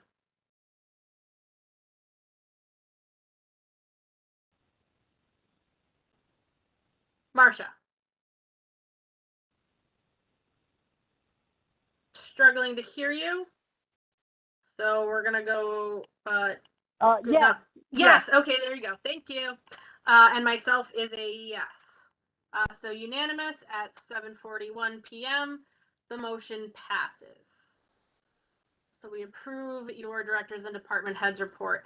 That brings us to the old business of the Juneteenth holiday. And so that was discussed at length at previous board meetings as to sort of what the options were. There was a motion to close the building for the day and give staff a paid holiday. That was not approved by the board. There was a special, the board actually ended up meeting because our staff is unionized and holidays are subject to negotiations with staff. We met with our attorney to see what legally our options were and what we were required to do. And so Margaret, this is, if you would, your opportunity to explain sort of the Easter solution that was proposed that came up as a potential opportunity for the library to observe the holiday, but not open our contracts with unions up to negotiations when the contract is not expired. Right. During that meeting, we tried to explain that there are a lot of permutations regarding the option to pay people. And we knew that time was running out, as you know, from prior board discussions, this could go on and on and on. And we didn't want to prolong it too much because we wanted to give the staff time to plan ahead with their schedules. So the option that we landed on was also taken from a section of the contract that discusses the Easter Sunday observance. Easter Sunday is a day on which the library chooses to close in observance of Easter. Period. End of story. No one is paid because they are then scheduled to work on another day instead of that Sunday. So until the next union contract comes up, we thought the solution that we would present to the board tonight, and the committee agreed, is to treat Juneteenth for the next 2 years until the new contract negotiations begin as a day on which we will observe the day and close the library to acknowledge the holiday because it's very important. But the staff would then be scheduled to work on another day, so there would be no loss of income on anyone's part. Barbara, is that it in a nutshell?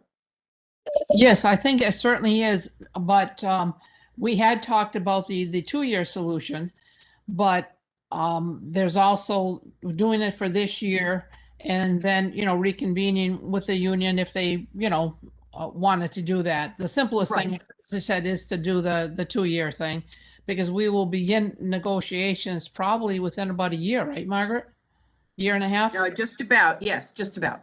Yeah. I have a question. Why do you have to have negotiations in order to pay people for a holiday? I mean, it's a new holiday, and you treat Martin Luther King Day differently. I mean, it's kind of an interesting contract in a way, because you have like holidays that you always have, and then you have holidays that you might have, and you put Martin Luther King Day in there, and now you want to put Juneteenth even in the third paragraph, which is mostly for like kind of days around a holiday. I mean, I know Easter. I mean, Easter is the only, I guess you'd say, quote unquote holiday in there, but it's a religious holiday. I mean, it doesn't seem like Juneteenth fits in that category.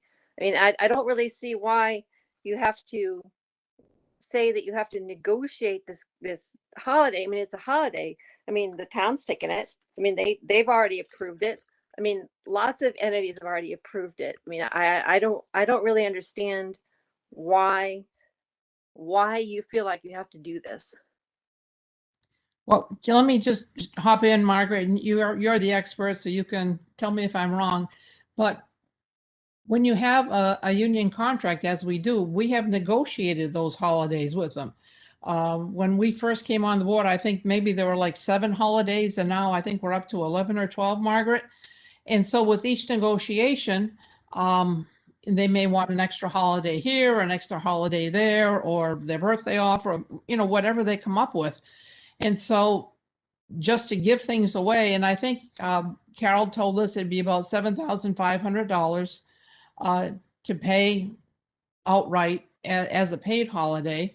And we were just trying to be good fiduciaries here and say, when the next contract comes up, we want to honor the holiday, but just to give away $7,500 without any negotiations, you give this, we give that. It just, So you want to the other aspect is that part-timers don't get holidays awarded the same way full-time employees do. And so therefore, to hammer that out with less than a month to go, when people need a decision, we thought was a little too premature.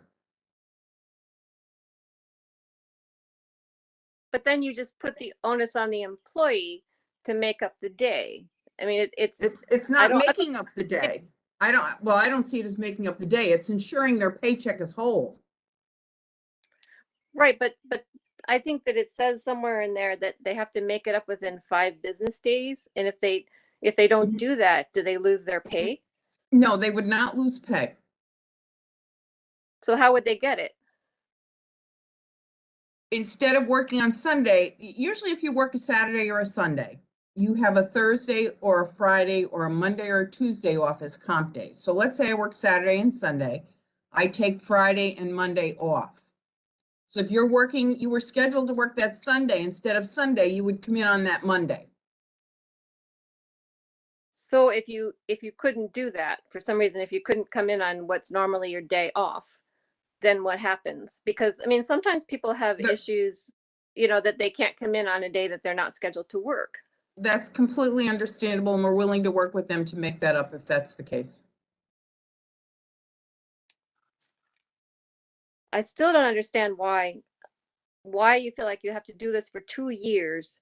I mean, clearly the employees are not happy about this. I mean, well, you could have the option of doing it for 1 year and then call a labor management committee meeting. Part of the problem was we couldn't schedule a mutually agreed upon date for a labor management committee, and yet the staff is expecting a decision for the calendar. And yet, it's a board decision. It's the whole point of meeting with our lawyer was to say that the board can do what the board wants to do. I mean, it's a board decision. So, I mean, I guess I don't understand why. So Kathy, at the last meeting that we had in April, there was a motion to close the library and give staff a paid holiday. That motion did not pass. So we then met with the lawyer, and Margaret worked and the board worked with the attorney to try and come up with some sort of alternate way of observing the Juneteenth holiday, because that first motion that was made did not pass. Had that motion passed, we wouldn't be continuing to have that conversation.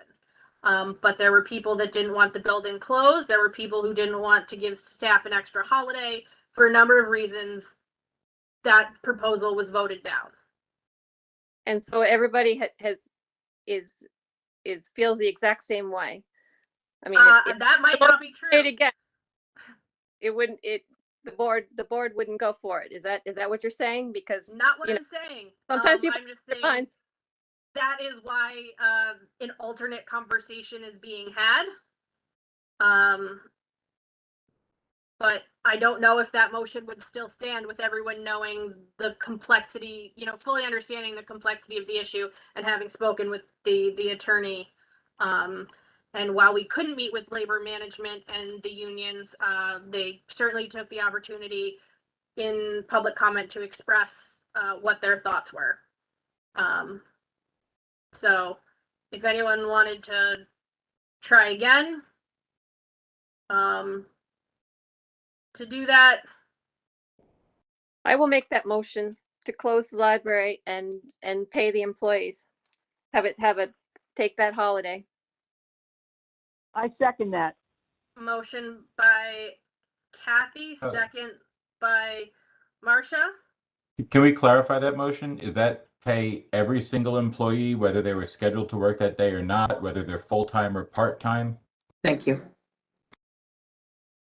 The contract would control as far as the part-time people and their holidays. I mean, I don't know. I mean, it just, whatever the policy is on part-timers. But I think full-time people would all be paid.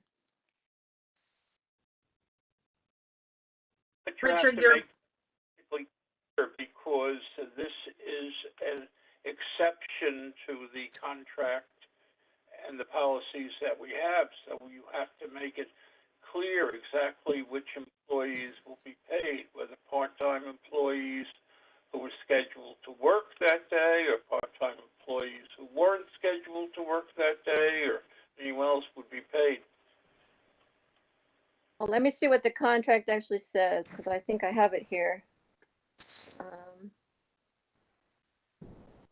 Says something about part-time, and maybe it's the people scheduled to work. But it doesn't say anything about Juneteenth, and so we're changing something to include Juneteenth. So there's nothing in the contract that even mentions Juneteenth at this time. So we are going into new territory. Well, the other thing too, when somebody just declares a holiday and you have all these other contracts that are there that you've worked hard to negotiate, and then just to simply say, okay, we're just going to give away $7,500 taxpayer dollars without any kinds of negotiations or meetings, to me just doesn't feel right. What it says about hold on. I've got a couple of things. Richard, and then Marcia, and that'll give Kathy the time to find the language that she's looking for. And I just wanted a clarification from Kathy. Your motion would apply just to this year, just to the 1 year, correct? Yeah, I mean, I guess we'd have time to figure out the following year. Thank you. All right, Marcia. Yeah, I just wanted to clarify that my understanding was it was a 1 year motion, because we can have time afterwards to figure out what we want to do for next year. But this year, I seconded that motion. And while Kathy's looking at the contract, it seems to me that everybody who had to work that day, part-time or not, would get paid and the library would be closed. One of the reasons that the next 2 years, should the building be closed and the staff have to readjust their schedules, it affects a Saturday and a Sunday, which is when we have the least, it affects the least amount of staff for the next 2 years. Mm-hmm. Well, in case you're interested, the town is closing on Friday because they don't have hours on Saturday. So they're taking Friday as an observance. Yep. So it says here that benefited part-time employees who are normally scheduled to work on a holiday on which the employer is closed may elect to make up any lost time when within 5 library business days of the holiday, with the scheduling of such hours subject to the employee's department head's approval. Just to be So- clear, we have no benefited part-time employees at the library right now. So how do you treat them? We With, don't have any. Oh, you don't have any. No, no, ma'am. So if we did, so it's a non-issue. Well, there are part-timers who are not benefited. And so how do you treat them?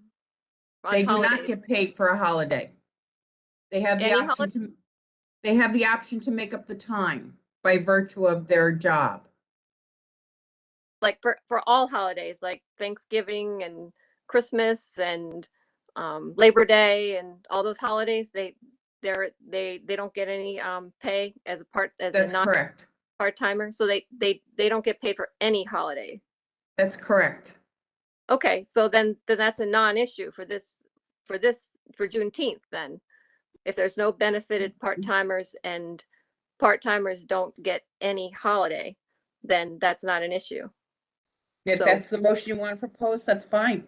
Right. Phil? That does Hold on, mean that Phil? we're now telling them that we're closed that day, so you've got to find some other day to make up these hours, or you're not being made whole because we've closed that day. So I want to make sure that everyone understands that that's the scenario.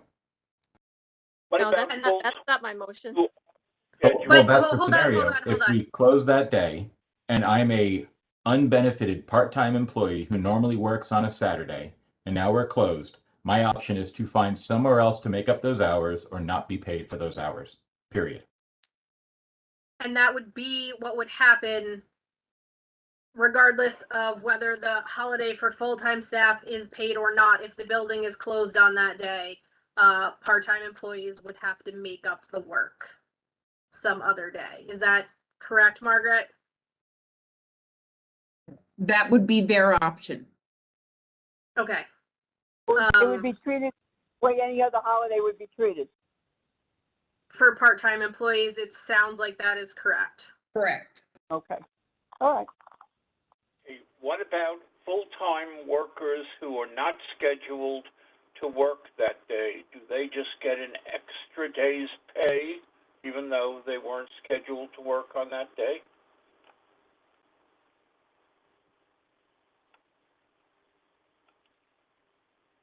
I think all my understanding is all full-time employees get paid and they get I don't know, they have some language in here for example, like Martin Luther King Day about floating holidays. And I know that Margaret said that they don't actually do floating holidays, but that's what it says in the contract.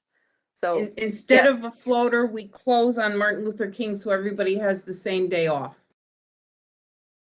But that works because it's a Monday, always a Monday. It doesn't work for Juneteenth because it can fall on a weekend. Correct. Right. So you always close on Martin Luther King Day. So why is it listed differently in the contract? Why isn't it just a holiday? Why does it have like a special different paragraph? Can anyone explain that? That's old language, and what we did was work around it by declaring the library closed on Martin Luther King Day and everybody taking the same day off. with pay. Okay. So that's not Well, that's not what the contract says, but you know, I guess that's what your practice is. But Correct. so I mean, why wouldn't you treat Juneteenth like Martin Luther King Day? I mean, I guess I've made the motion to pay people for the Juneteenth holiday. So I didn't know if I got a second on that. To Oh, that's answer, right. I got a second from Marcia. So to I have a answer motion that, seconded. If there's a weekend day and some of the full-timers are not scheduled to work on a Saturday or a Sunday, is that not true? That's correct. Okay, and so if Kathy's motion passes, will the people who weren't scheduled to work that day just get paid for another day, just get paid for an extra day, and have paid for 11 days in the 2-week period rather than 10? I believe that's a yes.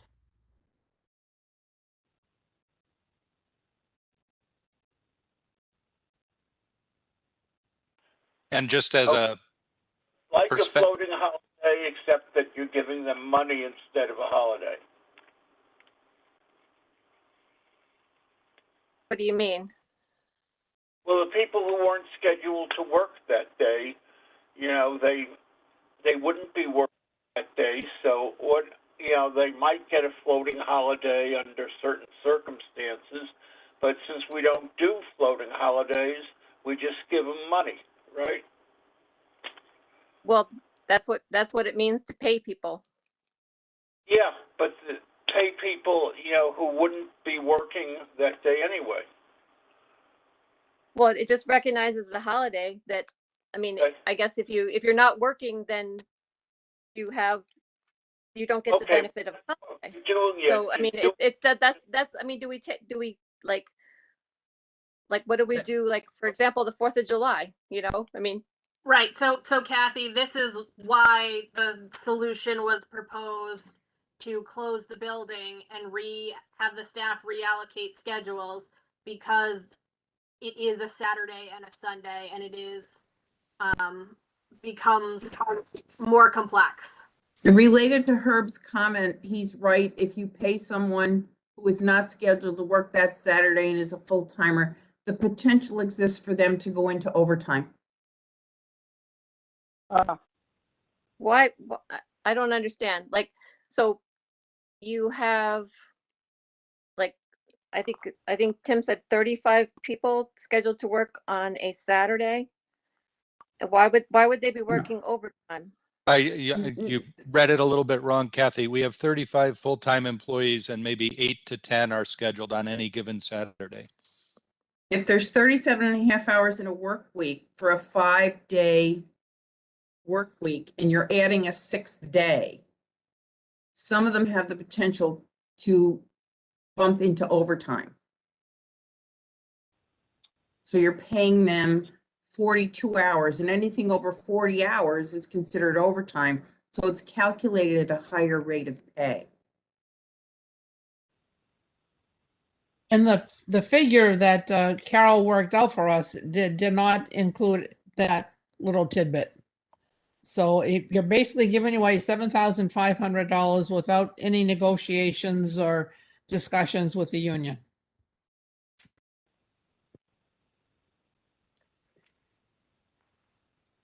I don't really understand, you know, why this constant quibbling over this holiday. I mean, it's not really complicated. I mean, either you give a holiday with pay or you don't.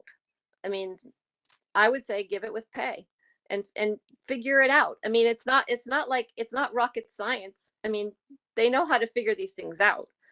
I mean, I just don't think that this is really, the board isn't an expert on how to figure out how to pay people on a holiday. I mean, clearly they do it. They have holidays and they pay people for holidays. They know how to do it. So, I mean, I don't really get this, like, why we have to have, you know, the board involved in all the minutia of how we pay people for a holiday. Phil, How do we then deal with Richard. July 4th? How do we deal with July 4th? It's not always on the same day. The library is closed and people get paid. Is that right? Correct. Okay. And who gets paid? Everyone, right? All full-time people. I think part-time, Get paid. unbenefited part-timers are different. Okay. So all full-time people get paid whether they were scheduled to work that particular day or not. Is that right? Correct. Okay. I don't see. So just to further Kathy's point, if we treat July 4th that way, why is Juneteenth any different? If they weren't scheduled to work, the library is closed, it's paid anyway, right? No, that's part of the 37 half hours, those holidays. This is in addition to the 37 and a half hours that the people work during the week if they're not scheduled to work on the weekend. So I've got Phil, then Richard, please. I defer. Let the conversation keep going with everyone else. Richard. Kathy, just answering your question about why this is so difficult. For me, it's so difficult because we are in an environment with a negotiated labor contract. And we have a new situation that's come up. And unfortunately, for whatever reasons, valid as they may be, we did not have the opportunity to talk to the other party about this new situation and come up with a mutual solution to handle it. So the way that people are feeling, if I can speak for my colleagues, is that we are going for a solution which benefits the employees the most under this circumstance for a situation that has no playbook associated with it. I think Margaret's concern about the overtime, paying time and a half to just a few people is minimal here. I don't think that the time and a half consideration should be some of the minutia that we have to deal with. The principle that we're voting for is do we pave new ground with a contract that hasn't been discussed for a holiday that hasn't existed before? To me, that's the question on the table. And why the reservation? When you asked why the reservation, that's the reason for it. But the town has all kinds of labor contracts, and they approved Juneteenth without any problem at all. I mean, and they have lots of labor contracts. I mean, I don't understand why our labor contracts are so special that we can't approve a holiday. Kathy, I don't think, hold on. I don't think it's necessarily just the contracts. Part of it is that we are open on the weekend. So the town is taking an observance for all employees on Friday. And because we have the weekend hours of some people are scheduled to work, or the town people are scheduled to work on Friday, but now everyone gets Friday off. Problem is here is that some people are scheduled to work on Saturday and some people are not. And that is really the complication, and that exists for the next 2 years. And I think that's why and there was tremendous disagreement on this issue throughout the board. And I think the proposal to close the building on Juneteenth for the observance, and then have the employees that were scheduled to work that day reallocate was the compromise. It was the middle ground of the parties involved to do something, because otherwise this meeting will come and go and nothing will be done. And so I think that the purpose of that was not to necessarily do the very best we can always, but to do the very best we can right now. I think we should take a vote on. I think the symbol of closing the library and paying people for this holiday is extremely important as a society, and I think maybe that's where Kathy's coming from, although she can speak for herself. But from my perspective, that's what's important about this. I recognize we have to pay people extra money. I, as a board member, don't have a problem with that because I don't think it's a major amount of money. But I think it makes a statement that this library closes and the people who work there are going to get paid for this holiday, and it's a paid holiday. And I think the symbolism of that is extremely important. I recognize we had a vote the last time, and we talked about this ad nauseum. May I suggest that the motion be put on the floor and the board will vote on it? I do want to recognize Richard and then Phil because I do see their hands. I would like to move to call the question, similar to what Marcia just said. I think everyone has had, we've heard everyone's opinion. Basically, we still have Kathy's motion on the floor, though, that we have to So address. we're going to before vote we on do that it right anyway. now. All right, so we're Yeah. voting on Kathy's motion, which is to close the library on Juneteenth and give staff, all staff, full-time staff, a holiday, Kathy? Yes. Which is all staff or all full-time? Full-time. This is All the Kathy's staff motion, normally Barbara. take, I think, full-time staff. Since I'm we sorry, don't have what was benefits. that? All full-time staff? Mhm.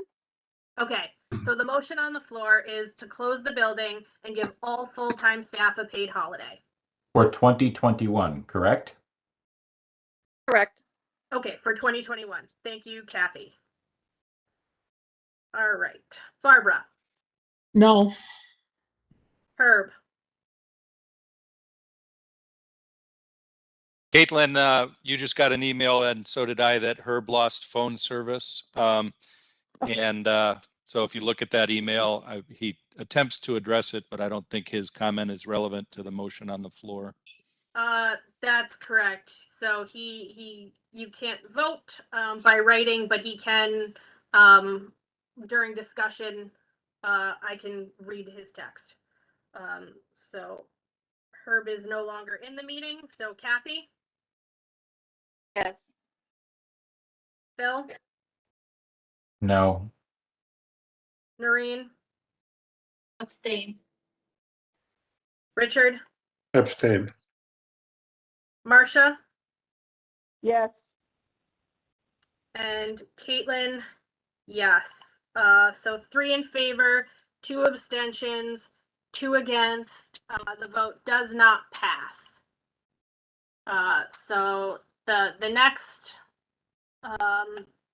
the conversation that was had was to close the building in observance of Juneteenth. To close the building on June 19th, 2021, in observance of the Juneteenth holiday. Is there that motion?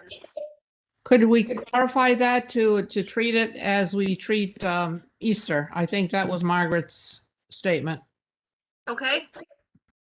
So it would be a motion to close the library on June 19th, 2021, in observance of Juneteenth, and treat it like Easter in terms of staff scheduling and compensation. Okay. Margaret, does that meet your definition? Yes, thank you. Okay. Someone want to make that motion? Phil. Second with a show of hands by Barbara. So just that Herb has lost the phone, but he said he supports the Easter solution that Margaret had suggested. So while he cannot vote, just want to share with all of you what his thoughts were. So I think, as others have said, this has been a conversation we've had long enough. If there's no other conversation or clarifications necessary regarding the Easter solution, we'll go into a vote. I see none. So we'll go right into our vote. Barbara? Yes with a hand. Kathy? No. Phil? Yes. Noreen? Yes. Richard? Yes. Marcia? No. Caitlin? Yes. So only 5 in favor. That does not pass. So it looks like Juneteenth will not be observed by the Guilderland Public Library for 2021. Caitlin, is it possible to reconnect with Herb? He's I don't know. He's no Kathy? longer at the meeting. Caitlin, Yes. the result of this is that the holiday will not be observed at all. Well, we voted not to close the building, and to pay the staff for a holiday. We voted not to close the building and reallocate the staff time. So at this point, since the board isn't making those decisions, any observance would have to be programmatically by the staff, and that would be Tim's decision. You know, that's at the director and staff level. Because I'm not sure what other way the board could decide to observe the holiday. So, Well- so go ahead. If Marcia were to change her vote, or if Herb were to reconnect, we would have the sufficient vote to do the Easter solution. I changed my vote because I don't want to leave this unaddressed. Okay, so well, and Herb would be the guy to ask about what the procedure is for something like that. Do we have to does everyone have to re-vote? I would say we should Revote? vote. Okay, I like that. We'll put that back on the table. And we will re-vote on the Easter solution. Thank you, Richard. I also feel more comfortable with that. So we'll try again. Barbara? Yes. Yes. Herb, still not on the call. Kathy? No. Phil? Yes. Noreen? Yes. Richard? Yes. Marcia?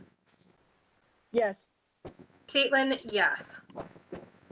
So 6 in favor and 1 against. The motion passes to close the library on June 19th, 2021 to observe Juneteenth, and in terms of staff, treat compensation and scheduling similar to Easter.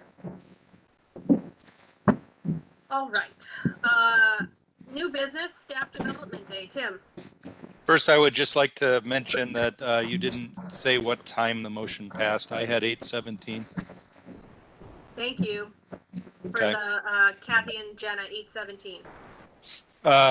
So Staff Development Day is a day that the board gives us once a year, usually in early June, to do workshops as a full staff and work on our professional development, team building, that sort of thing. June 3rd is even closer than Juneteenth. And as I worked on this holiday, it's very difficult to get the full staff together right now. And so what I'm asking is that perhaps we could move this sometime after the library building opens and the project is all done. So I would suggest a day in September. I don't have a particular day in mind. I suppose we could always vote later, but I have not had time to put together a slate of developmental activities, and it would kind of be a waste to do it now. So Tim, so would it be appropriate to reschedule the 2021 Staff Development Day to a date in the fall to be determined? I'm fine with that if others are. Okay.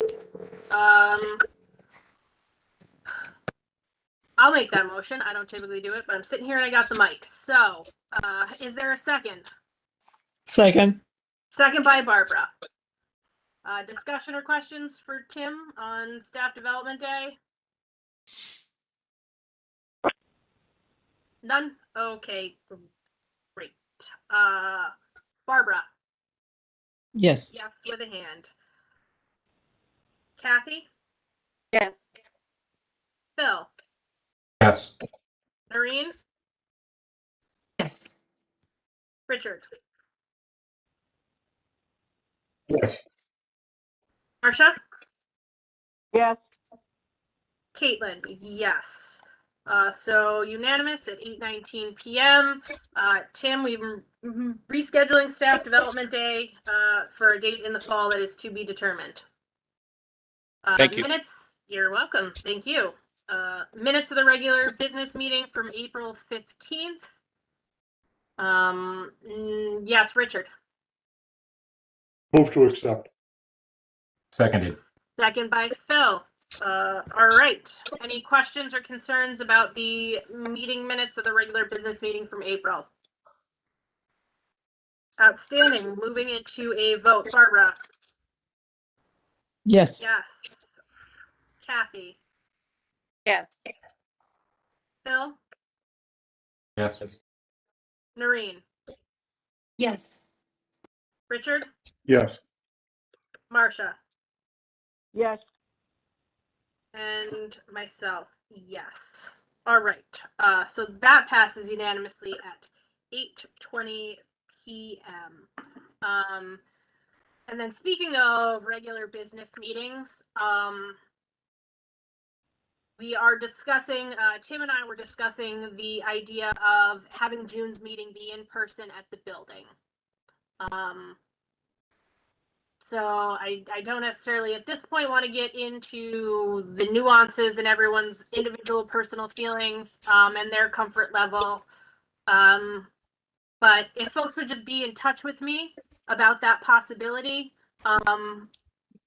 we'll like within the next week, we will get that together to try and make that happen.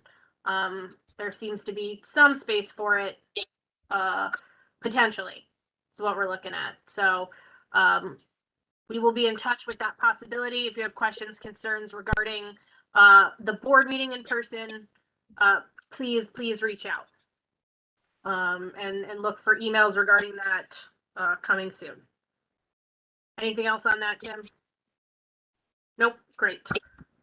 Luann, is there any more public input?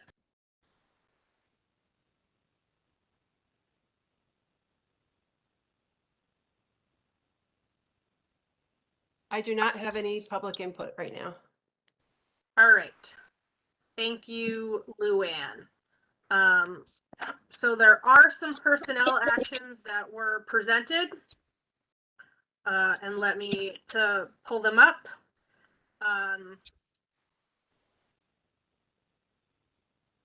So it is to approve appointments. Harrison Fonte, part-time library page and access services, effective May 25th, 2021, 12 hours a week. Emily Vescuccio, full-time librarian 1 in programming and public services, effective May 26th. And at full-time, that would be 37.5 hours a week. And Alexandra Minuto, a part-time library page in, in access services, effective June 30th, 2021, also 12 hours a week. So were there any questions, concerns, considerations for Margaret or Tim regarding the personnel actions?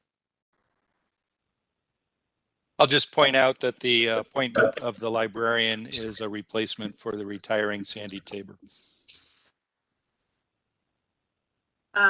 So never a replacement for Sandy Tabor. That's true. Thank you. But yes, to fill the position that she had to vacate upon her retirement. Barbara.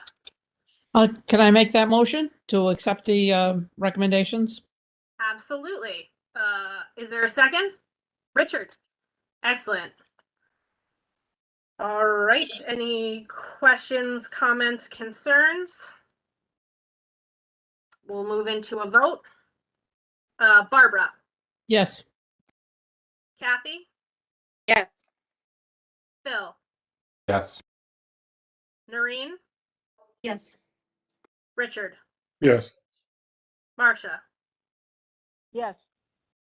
And Caitlin, yes. That motion to adopt the personnel actions is passed unanimously at 8:24 p.m. That looks like it's about it. If there's nothing else, Phil Metzger, do you have a motion you want to make? Yeah, motion to adjourn. Motion by Phil. There's a second.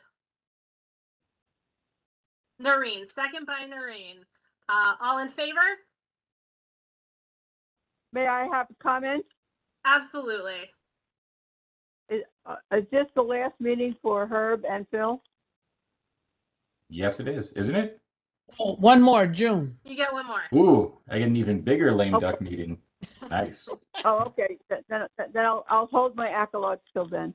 Okay. All right. So at 8:25, it's unanimous, and the meeting is adjourned. Bye-bye, everyone. Thank you,